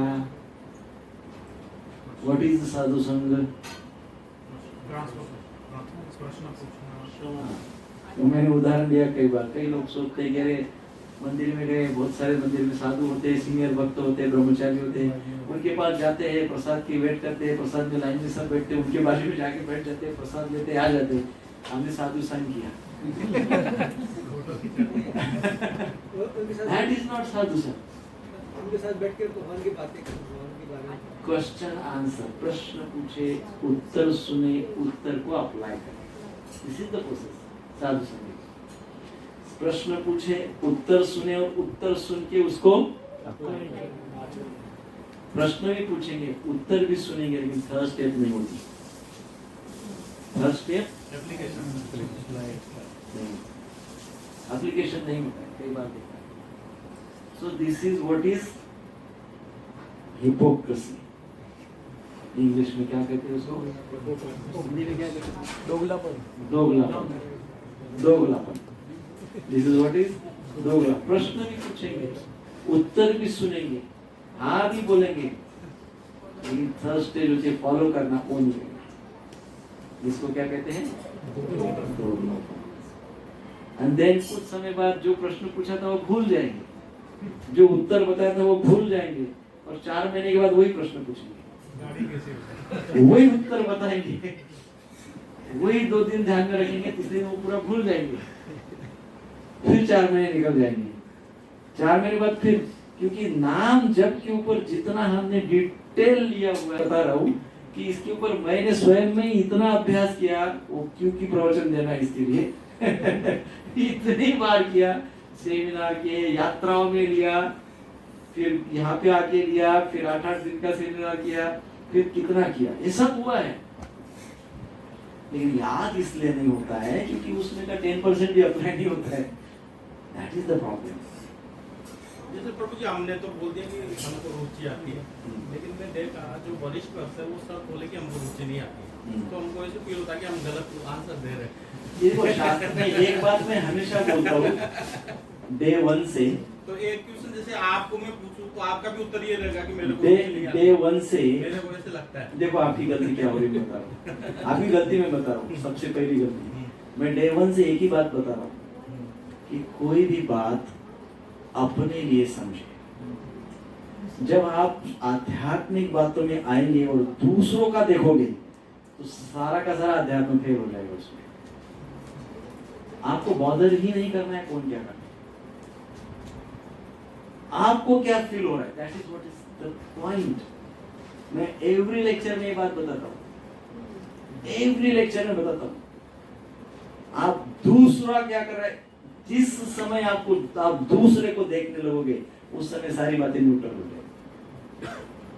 दूसरा आपकी बात है, मेरी अपनी बात है, आपकी बात है, इनकी बात, अपनी अपनी बात है। दूसरों का हाथ ऊपर है तो मैं भी हाथ ऊपर करूं, दूसरों का हाथ नीचे है तो मैं भी हाथ नीचे करूं, ये तो हिपोक्रेसी है, ये तो दोगलापन है। वो तो हमने किया ही नहीं ना। हाँ तो फिर बस हो गया, अपने मन बस से किया तो आगे प्रश्न आपके मन में नहीं आना चाहिए। लेकिन जब फर्स्ट टाइम आपने किए तो कुछ लोगों ने किए, बाद में देखे कि वरिष्ठ लोग नहीं किए तो कुछ लोगों ने बाद में नहीं किए। वो आप ऑब्जर्व भी नहीं करना चाहिए, आपने वो बातों को ऑब्जर्व भी नहीं करना चाहिए। फर्स्ट थिंग, वो बात ऑब्जर्वेशन की नहीं है, रुपया ऐसे कभी भी मत देखो। सब इंडिविजुअल को इंडिविजुअल रहने दो, सब इंडिविजुअल को उनके हिसाब से करने दो, अपन भी अपना करो। तो प्रश्न फिर से मैं ये कह रहा हूँ कि यदि नहीं हो रही है तो क्यों नहीं हो रही है? इसलिए नहीं हो रही कि श्रद्धा गाढ़ी नहीं है। गाढ़ी श्रद्धा कैसे होगी? साधु संग से होगी। साधु संग का अर्थ क्या है? प्रश्न पूछना, उत्तर लेना। तीसरा पार्ट बहुत महत्वपूर्ण, प्रश्न पूछना, उत्तर लेना और अप्लाई। अच्छा, अप्लाई 100% एक ही दिन न करें, 10% भी अप्लाई करेंगे तो भी एक 1 पॉइंट ऑफ टाइम में होगा कि 100% हो जाएगा, है? तब जाके श्रद्धा गाढ़ी होगी। श्रद्धा गाढ़ी होगी तो अदो श्रद्धा तथा साधु संग, अनर्थ निवृत्ति, भजन क्रिया, अनर्थ निवृत्ति, निष्ठा रुचि आसक्ति। निष्ठा रुचि आसक्ति, निष्ठा होगी फिर रुचि होगी, फिर नाम के प्रति आसक्ति होगी। सबसे पहले श्रद्धा है, साधु संग है, अनर्थ निवृत्ति है, भजन क्रिया, अनर्थ निवृत्ति। इस प्रकार से स्टेप बाय स्टेप जाना होगा। अब मैं तीसरा प्रश्न ये पूछता हूँ कि क्या ये मैंने पहले कभी भी नहीं बताया?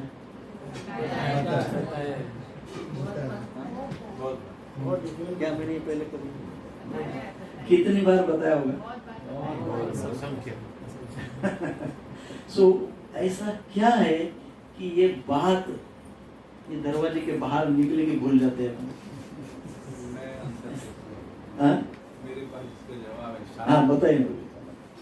जो आपने प्रभु जी बोला श्रद्धा, ये श्रद्धा है कि जब हम वैष्णव से संपर्क करते हैं और जब उनको सुनते हैं तो हमें उन्हें साधारण लेवल में नहीं लेना चाहिए। आप जिस व्यास आसन पे बैठे हैं, you are the representative of एक संस्था है, आप गुरु महाराज। मेरा ये भाव हो कि मैं जो आपसे पूछ रहा हूँ और आप जो बोल रहे हैं वो कोई साधारण नहीं, वैष्णव है, साक्षात गुरु महाराज आपके मुंह से बोल। जब ये श्रद्धा होगी तो वो सीरियसनेस आएगा and then I will follow. Generally होता क्या है, आदमी पूछता है, उसको अपने स्तर पे समझता है, ठीक है यार ये जो है ये सबसे बड़ा मतलब कैजुअल, कैजुअल एटीट्यूड। ये जो कैजुअल एटीट्यूड है ये मैंने देखा है, ये मेरे जैसे को मारता है। जिस दिन ये कैजुअल एटीट्यूड कहा गया है, कई बार बताया गया है, आप सही कह रहे हैं एकदम, कि भक्ति में casual attitude is very dangerous. भक्ति में यदि सिंसियरिटी नहीं होगी तो कभी भी सिद्धांत को फॉलो नहीं किया जा सकता। भक्ति में कैजुअल एटीट्यूड रहा तो सैद्धांतिक लाइफस्टाइल नहीं। हम इस्कॉन में तो है, लेकिन इस्कॉन डिवोटी के स्तर पे बहुत ऊंचे स्तर पे नहीं है, क्योंकि सिद्धांत को फॉलो नहीं कर रहे। सिद्धांत को फॉलो इसलिए नहीं किया जा सकता क्योंकि कैजुअल एटीट्यूड है, जो बाहर है वही, वो भी वही, जो भौतिकता में वही आध्यात्मिकता में। तो वो एक है शास्त्र के प्रति, गुरु परंपरा के प्रति कैजुअल एटीट्यूड रहेगा तो श्रद्धा गाड़ी नहीं होगी। ये बात वेरी ट्रू, एकदम सही है। और उस सिचुएशन में क्या करें कि आप जपा करना चाहते हैं लेकिन आपके जो आसपास के सर्कमस्टांसेस ऐसे हो जाते हैं आपको नहीं करने देते हैं, then you frustrated at that moment, क्योंकि आप जपा करना चाहते हैं लेकिन सराउंडिंग्स ऐसे हो गए कि आपको उठना ही पड़ेगा। उस टाइम पे मुझे टू बी वेरी फ्रैंक मुझे बहुत फ्रस्ट्रेशन है। उस टाइम पे ऐसा लगता है कि अभी ये क्यों ऐसे इस समय पे हम अपने शास्त्र का, भगवान की लीलाओं का, भक्तों के लीलाओं का, प्रभुपाद जी की लीलाओं का स्मरण कर सकते हैं कि शास्त्र में देखा जाए तो विभीषण चारों तरफ से घिरा हुआ था राक्षसों से, चारों तरफ से चारों प्रकार के पाप हो रहे थे उसके, विभीषण के। हाँ, चारों तरफ पाप था, लेकिन फिर भी वो राम राम करता रहा। सो कभी भी नहीं कहा गया है bhakti is not a product of circumstances, neither the product of karma. Bhakti is given by the mercy. So भक्ति को परिस्थिति के आधार पे नहीं छोड़ देना चाहिए। कोई परिस्थिति नहीं है तो भक्ति होएगी नहीं। फिर प्रहलाद महाराज ने कैसे किया, पांडवों ने कैसे किया, प्रभुपाद जी ने कैसे किया। प्रभुपाद जी को भयंकर यातनाएं हुई। हमको प्रभुपाद जी का सक्सेस दिखता है, सक्सेसफुल हुए, 500 मंदिर बांधे, सब हमको सक्सेस दिखता है, लेकिन उनके एफर्ट्स और उनको हुई प्रताड़नाएं यदि देखोगे तब वास्तव में पता चलेगा कि प्रभुपाद जी की क्या भक्ति है। प्रभुपाद जी ने क्या किया, गुरु महाराज जी ने कैसे सब सिचुएशन को फेस किया, वर्तमान वरिष्ठ भक्त कैसे कर रहे हैं। क्या सभी लोगों को फेवरेबल सिचुएशन नहीं है ना, सभी को बहुत अच्छी सिचुएशन नहीं है। तो बस आओ, आसन लगा हुआ है, बढ़िया जप करो, जाओ। आप जप कर रहे हैं इसलिए आपके लिए सब अनुकूल, ऐसा कोई भगवान ने फॉर्मूला बनाया? आप जप कर रहे हो इसलिए आपको सारी फैसिलिटी, जाओ सब मस्त जप करो, बढ़िया एकदम जप करो, सारी फैसिलिटी। ऐसा कोई भी रूल नहीं है।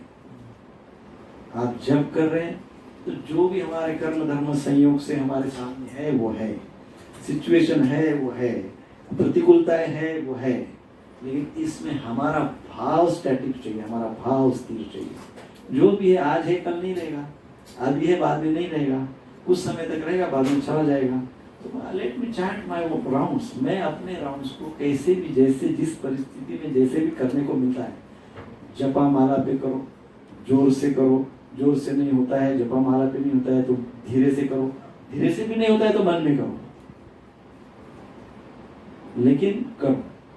अब जो इन लोगों को समस्या है थी, गुरु महाराज से लेके तो प्रभुपाद जी, प्रभुपाद से लेके तो फिर रामायण महाभारत में है ना, विभीषण, प्रहलाद महाराज, पांडव, इनसे तो हम बहुत अच्छी सिचुएशन है। हाँ? इनसे भी खराब सिचुएशन थोड़ी होती है। हाँ? इतनी खराब सिचुएशन तो नहीं है। सो हमको और उत्साह से करना चाहिए। प्रश्न हमेशा लगे रहेंगे। भौतिक जीवन is full of anxieties, full of problems and full of unfavorable situations. That's what is भौतिक जीवन। दुखालयम अशाश्वतम्। भौतिक जीवन हमको हमेशा परीक्षा कर लेता रहेगा, किसी न किसी प्रकार की परीक्षा भौतिकता हमारी लेती ही रहेगी। हमको जो चाहिए वो आसानी से नहीं मिलेगा, और विशेषकर आध्यात्मिक बात यदि करना है तो उसमें ज्यादा परीक्षा होगी।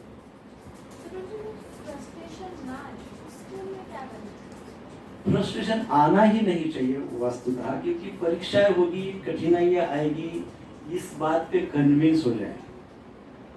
हम लोग कन्विंस नहीं रहते, हम सोचते हैं कि क्यों मेरी परीक्षा आ रही, मैंने किसी का क्या बुरा किया, मैं क्या खराब आदमी थोड़ी, मेरा क्यों ऐसा होता है, फिर उसमें हम चिढ़ जाते हैं। फिर दूसरा बात होता है कि हम दूसरों को कंट्रोल करने का कोशिश करते हैं कि ये मेरे हिसाब से क्यों नहीं चल रहा है, ये समाज मेरे हिसाब से क्यों नहीं चल रहा है, ये परिवार मेरे हिसाब से क्यों नहीं चल रहा है, वो व्यक्ति मेरे अनुसार क्यों नहीं चल रहा है, मेरे बच्चे, मेरे पूर्वज, मेरे वंशज, मेरे अमुक, मेरे तमुक मेरे हिसाब से क्यों नहीं चल रहे, मेरे कलीग ऑफिस में मेरे हिसाब से क्यों नहीं चल रहे। कोई अपने हमारे हिसाब से नहीं चलेगा, क्योंकि you can not control anybody. प्रकृति को हम नियंत्रित नहीं कर सकते, है ना। हरे कृष्णा कृष्णा कृष्णा हरे हरे, हरे Ram Ram Ram Hare Hare. So first verse is greatness of Krishna, second verse is greatness of Srimad Bhagavatam, third verse is sweetness of Srimad Bhagavatam. So most relations, जो हमारे जितने भी संबंध है वो सारे संबंध, सारे संप्रदाय, मोस्ट रिलीजन्स, जो भी आज समाज में आप संप्रदाय देखते हैं, धर्म देखते हैं, है ना, सारे रिलीजन, सारे धर्म, दे व्हाट दे से, गॉड इज ग्रेट। सारे धर्म बोलते हैं ना, सारे धर्म क्या बोलते हैं, God is great. Shrimad Bhagavatam बोलता है God is sweet. Shrimad Bhagavatam से गॉड इज स्वीट, बाकी सब बोलते हैं गॉड इज ग्रेट।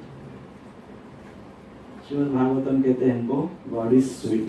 जब कोई भगवान स्वीट हो तो उस भगवान को पाना कितना आसान है।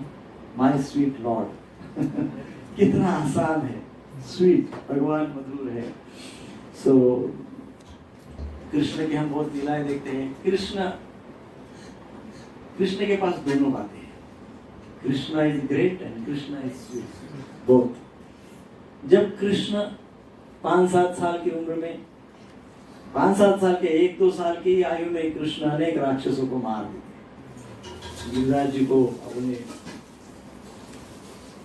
अंगुष्ठ में धारण करते हैं। That is Krishna's greatness. वो कृष्ण की क्या है, ग्रेटनेस।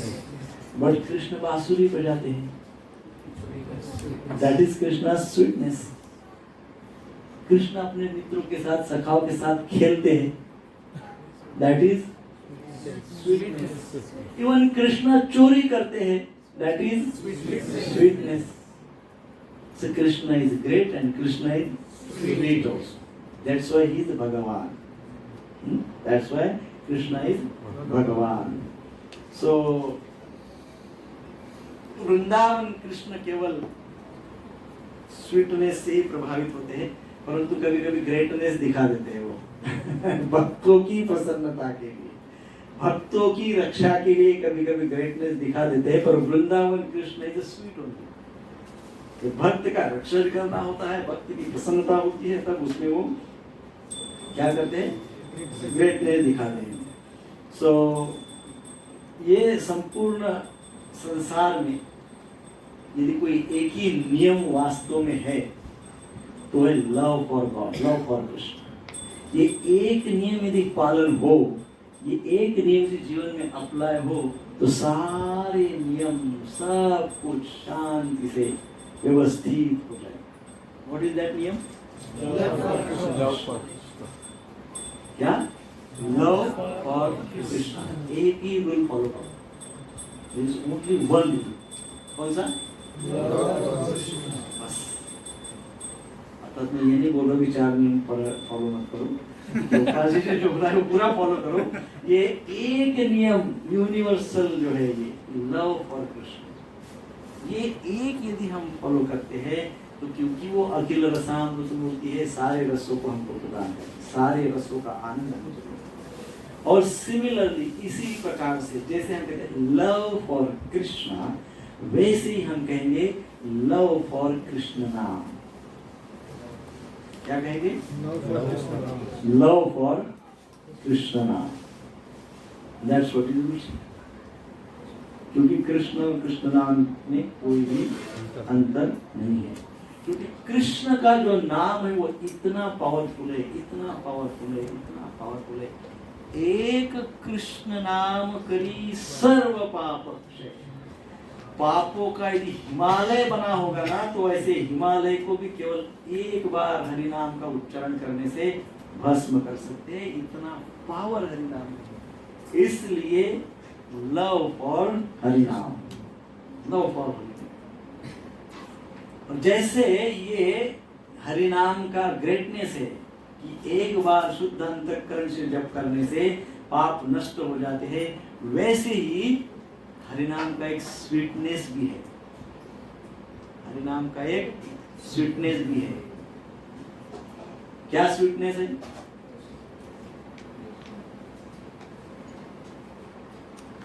एक श्लोक पढ़ते हैं।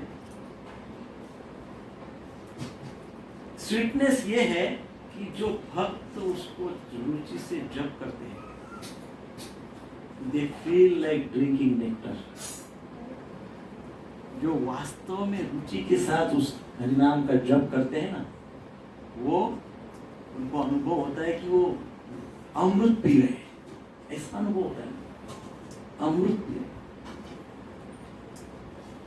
वक्तुम समर्थोऽपि न वक्ति कश्चित्, अहो जनानां व्यसनाभिमुख्यं, जीवेऽपि वस्वामृतमेतदेवं,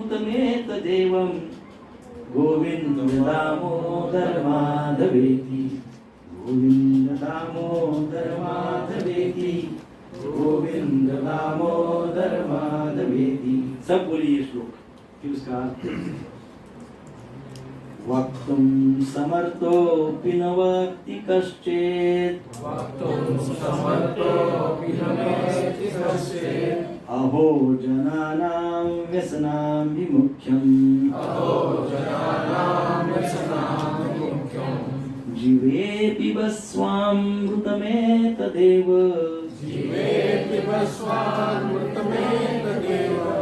गोविन्द दामोदर माधवेति, गोविन्द दामोदर माधवेति, गोविन्द दामोदर माधवेति, गोविन्द दामोदर माधवेति, गोविन्द दामोदर माधवेति, गोविन्द दामोदर माधवेति।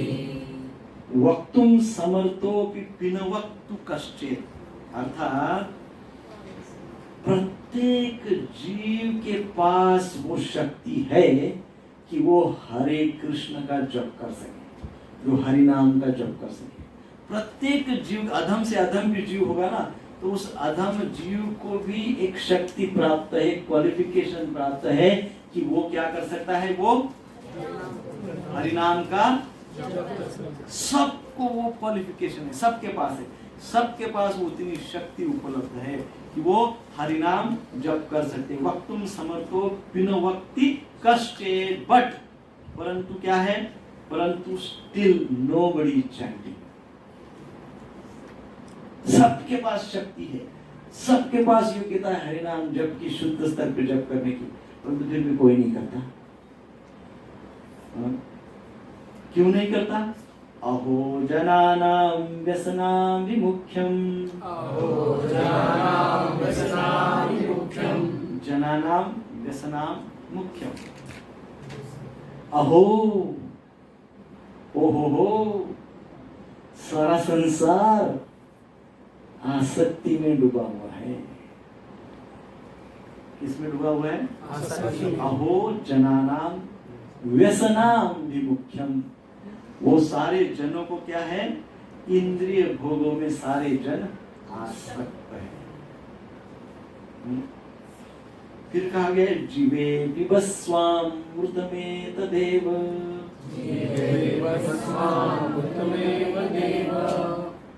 ये रस पीने के लिए जीव तैयार ही नहीं है। रुचि नहीं है बोल रहे ना, हुआ है विपद। शक्ति तो है, क्वालिफिकेशन तो है, रुचि तो होनी चाहिए, योग्यता तो है, और नहीं है क्योंकि क्या है, कहीं ना कहीं आसक्ति है। और दूसरी बात क्या कहा गया, जीवे पिबस्वामृतमेव तदेव।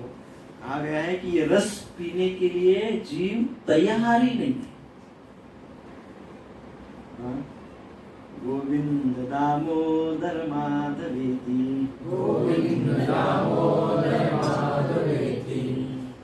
बाकी रसों का आस्वादन कर रहे हैं, परंतु इस रस का आस्वादन करने के लिए हिचकिचाहट है।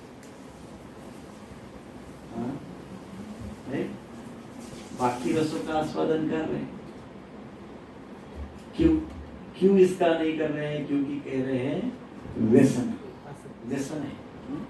भोजनानाम व्यसनाम विमुख्यम, आसक्ति प्रमुख है, भौतिक आसक्ति मुख्यम, अभोजनानाम व्यसनाम विमुख्यम, व्यसन मुख्य हो गए, आसक्ति ने फर्स्ट प्रायोरिटी ले रखी। इसलिए क्या हो रहा है, बाकी रसों का आस्वादन करते हैं, परंतु आध्यात्मिक रस, भौतिक क्या हो रहा है, बाकी रसों का आस्वादन करते हैं, परंतु आध्यात्मिक रस, भौतिक रस का आस्वादन करने में हिचकिचाहट है। Therefore, मैं अपनी जीवा को अपील करता हूं, मैं अपनी जीवा को, अपने दूसरों के नहीं, मैं अपने स्वयं की जीवा को अपील करता हूं कि हे जीवा, हे टंग, हे जीवा, रस आस्वादन कर, भक्ति रस आस्वादन कर, नाम रस आस्वादन कर। और इस प्रकार से जब मैं जीवा को अपील करता हूं तो फिर हमको हरिनाम शक्ति देता है, फिर हरिनाम शक्ति देता है। हमने ऐसे इस्कॉन में बहुत सारे भक्त देखे हैं अभी तक, 20-25 साल के कालावधि में ऐसे कई भक्त देखे हैं वास्तव में। आप बोर हो जाते तो क्या करते हो? बोर क्या करते? जो अच्छा लगता है वो करते। हमने ऐसे भक्त देखे हैं जो बोर हो जाते हैं, उस समय वो जप कर बैठ जाते हैं। बहुत बोर है, चलो बहुत एक्साइटमेंट है, बहुत अच्छा लग रहा है, चलो जप कर लेंगे। बहुत एक्सट्रीम एंजाइटी है, जप कर लेंगे। बहुत कंटाला आ रहा है, वो कर रहे हैं, सीधा उठ के जाके माला में हाथ देते, भगवान के सामने बैठ जाते, क्योंकि वो ये जानते हैं कि हरिनाम में शक्ति है। वो क्या जानते हैं? वो बोलियत को खत्म कर देगा। जो ये नहीं जानता है हरिनाम में शक्ति है, वो और बोर होगा। और जो ये जानता है कि हरिनाम में शक्ति है, नाम और नाम में कोई भेद नहीं है, तो वो क्या करता है? हमने स्वयं देखे ऐसे बात, क्या कर रहे थे, प्रभु जी नींद आ रही थी तो उस नींद को टालने के लिए फिर मैं जप करते बैठा। ऐसे देखे हमने, बोर हो रहा था, बोरियत को टालने के लिए जप करते बैठा। ऐसे तो जप करते हैं, रेगुलर तो जप अपना करते ही है, और जब ऐसा बोरियत आती है तब वो जप करते हैं। सो इस प्रकार से बोरियत होने पे जप करने वाले भी हमने देखे हैं, और बोरियत होने पे YouTube देखने वाले भी हमने देखे हैं। तो बोरियत होने पे YouTube देखने वालों की संख्या बहुत ज्यादा है। बोरियत होने पे जप करने वालों की संख्या अभी मुझे 2 ही 4 लोग दिखे अभी तक, जो मेरे स्मरण में होंगे पुराने। बोरियत होने पे YouTube देखने वालों की संख्या बहुत ज्यादा है। बोरियत होने पे जप करने वालों की संख्या अभी मुझे 2 ही 4 लोग दिखे अभी तक, जो मेरे स्मरण में होंगे पुराने। बोरियत होने पे YouTube देखने के लिए एकदम आसान है। मुझे ऐसे सिचुएशन में अगर भागवत पढ़ने का मन करेगा तो बोरियत होने पे जो भी आध्यात्मिक मन करेगा वो करेगा। आध्यात्मिक, हाँ हाँ, no, nothing is equal to chanting. Chanting is chanting, there is no substitute for chanting.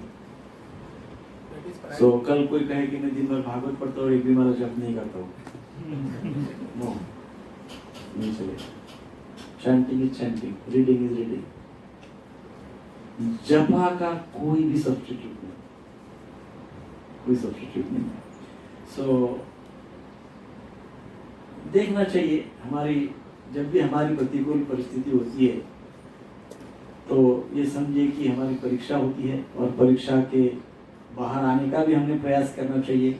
उस समय समझना चाहिए कि हरिनाम इज वेरी पावरफुल, हरिनाम इज। सो प्रभुपाद जी ने इसमें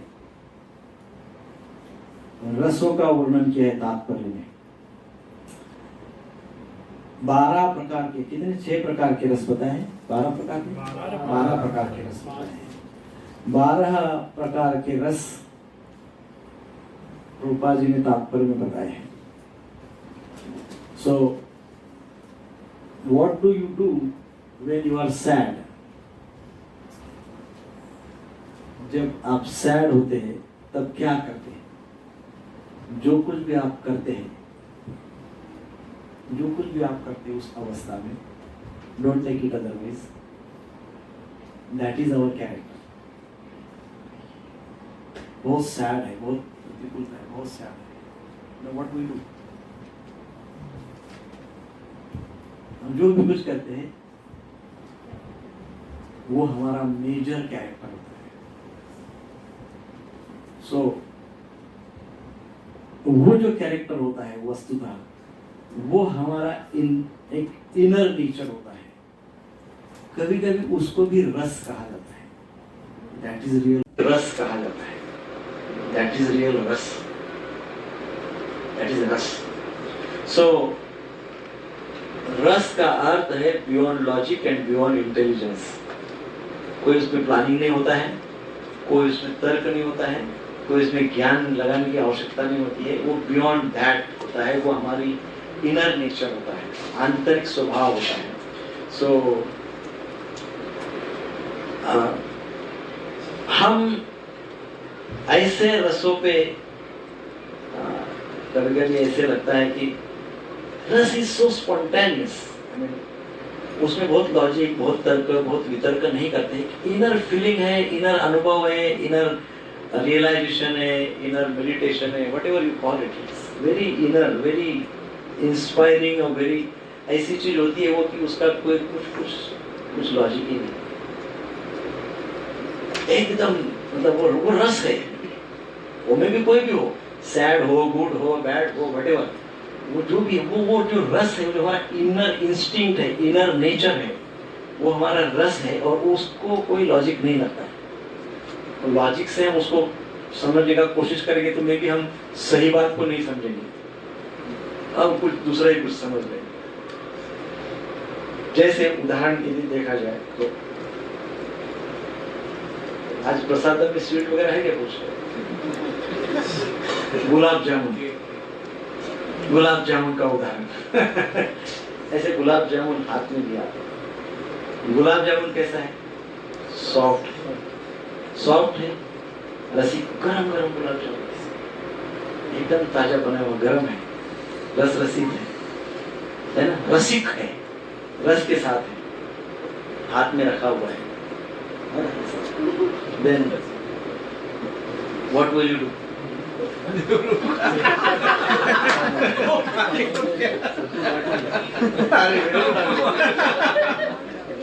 what all of us will do? क्या करें? उसको खाएंगे कि इसको मेडिटेट करेंगे? ऐसा कितना वजन होगा, इसका रेडियस क्या होगा, इसमें शक्कर कितना डाली होगी, किलो होगा, इसका डायमीटर क्या होगा, इसके क्या कंटेंट डाला होगा, ये कैसा होगा, ये सब सोचेंगे, क्या करेंगे? खा लेंगे ना। तो वो जो खा लेने वाला बात है ना, वो आपका रस है, जिसमें आप लॉजिक लगाने के लिए तैयार नहीं होते हो ना, हो जाता है, दैट इज रस, दैट इज इंस्टिंक्ट।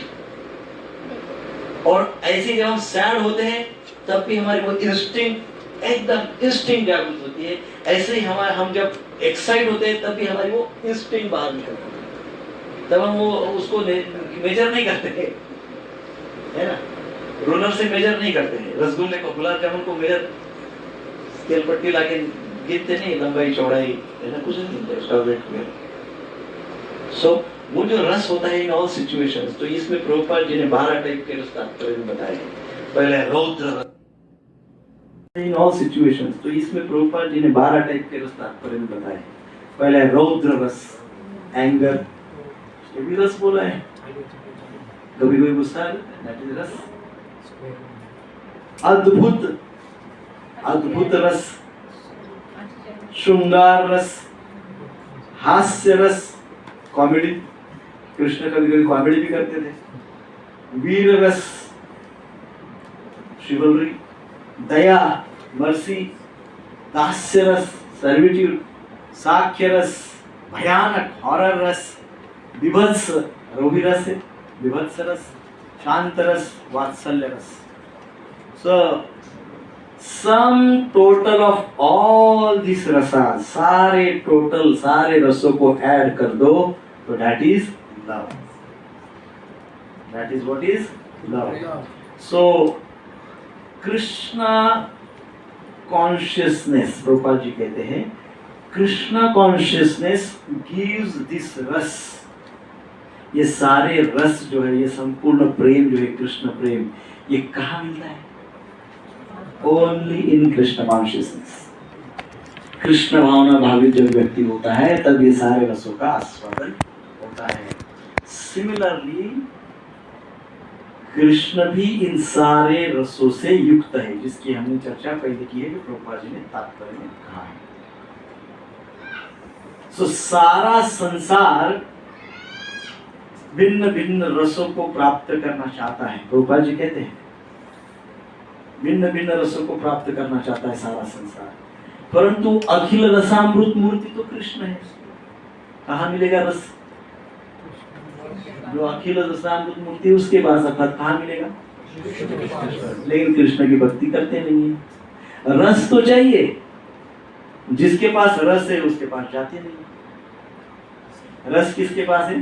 कृष्ण के पास। सो प्रभुपाद जी हमको इस श्लोक से यही समझाते हैं कि हमें क्या करना चाहिए, हमने कृष्ण की ओर जाना चाहिए। कृष्ण का नाम, कृष्ण की लीला, कृष्ण के गुण और कृष्ण का रूप ही हमको कृष्ण की ओर ले जा सकते हैं, बाकी दूसरा कोई नहीं ले जा सकता है। और इसीलिए हम सारे संसार में सारे लोगों को एक ही बात कहते हैं। क्या कहते हैं? कि आइए आइए आइए श्रीमद् भागवतम का श्रवण करिए, आइए आइए इस्कॉन में आइए और प्रसाद पाइए और कथा श्रवण करिए, भक्तों का संग करिए और आप अपना जीवन सार्थक करिए। हरे कृष्णा कृष्णा कृष्णा हरे हरे, हरे राम राम राम हरे हरे। श्रील प्रभुपाद की जय। तो आज हम यहाँ विराम देते हैं, 7:30 हो गए हैं और प्रश्न उत्तर भी बहुत हो चुके हैं।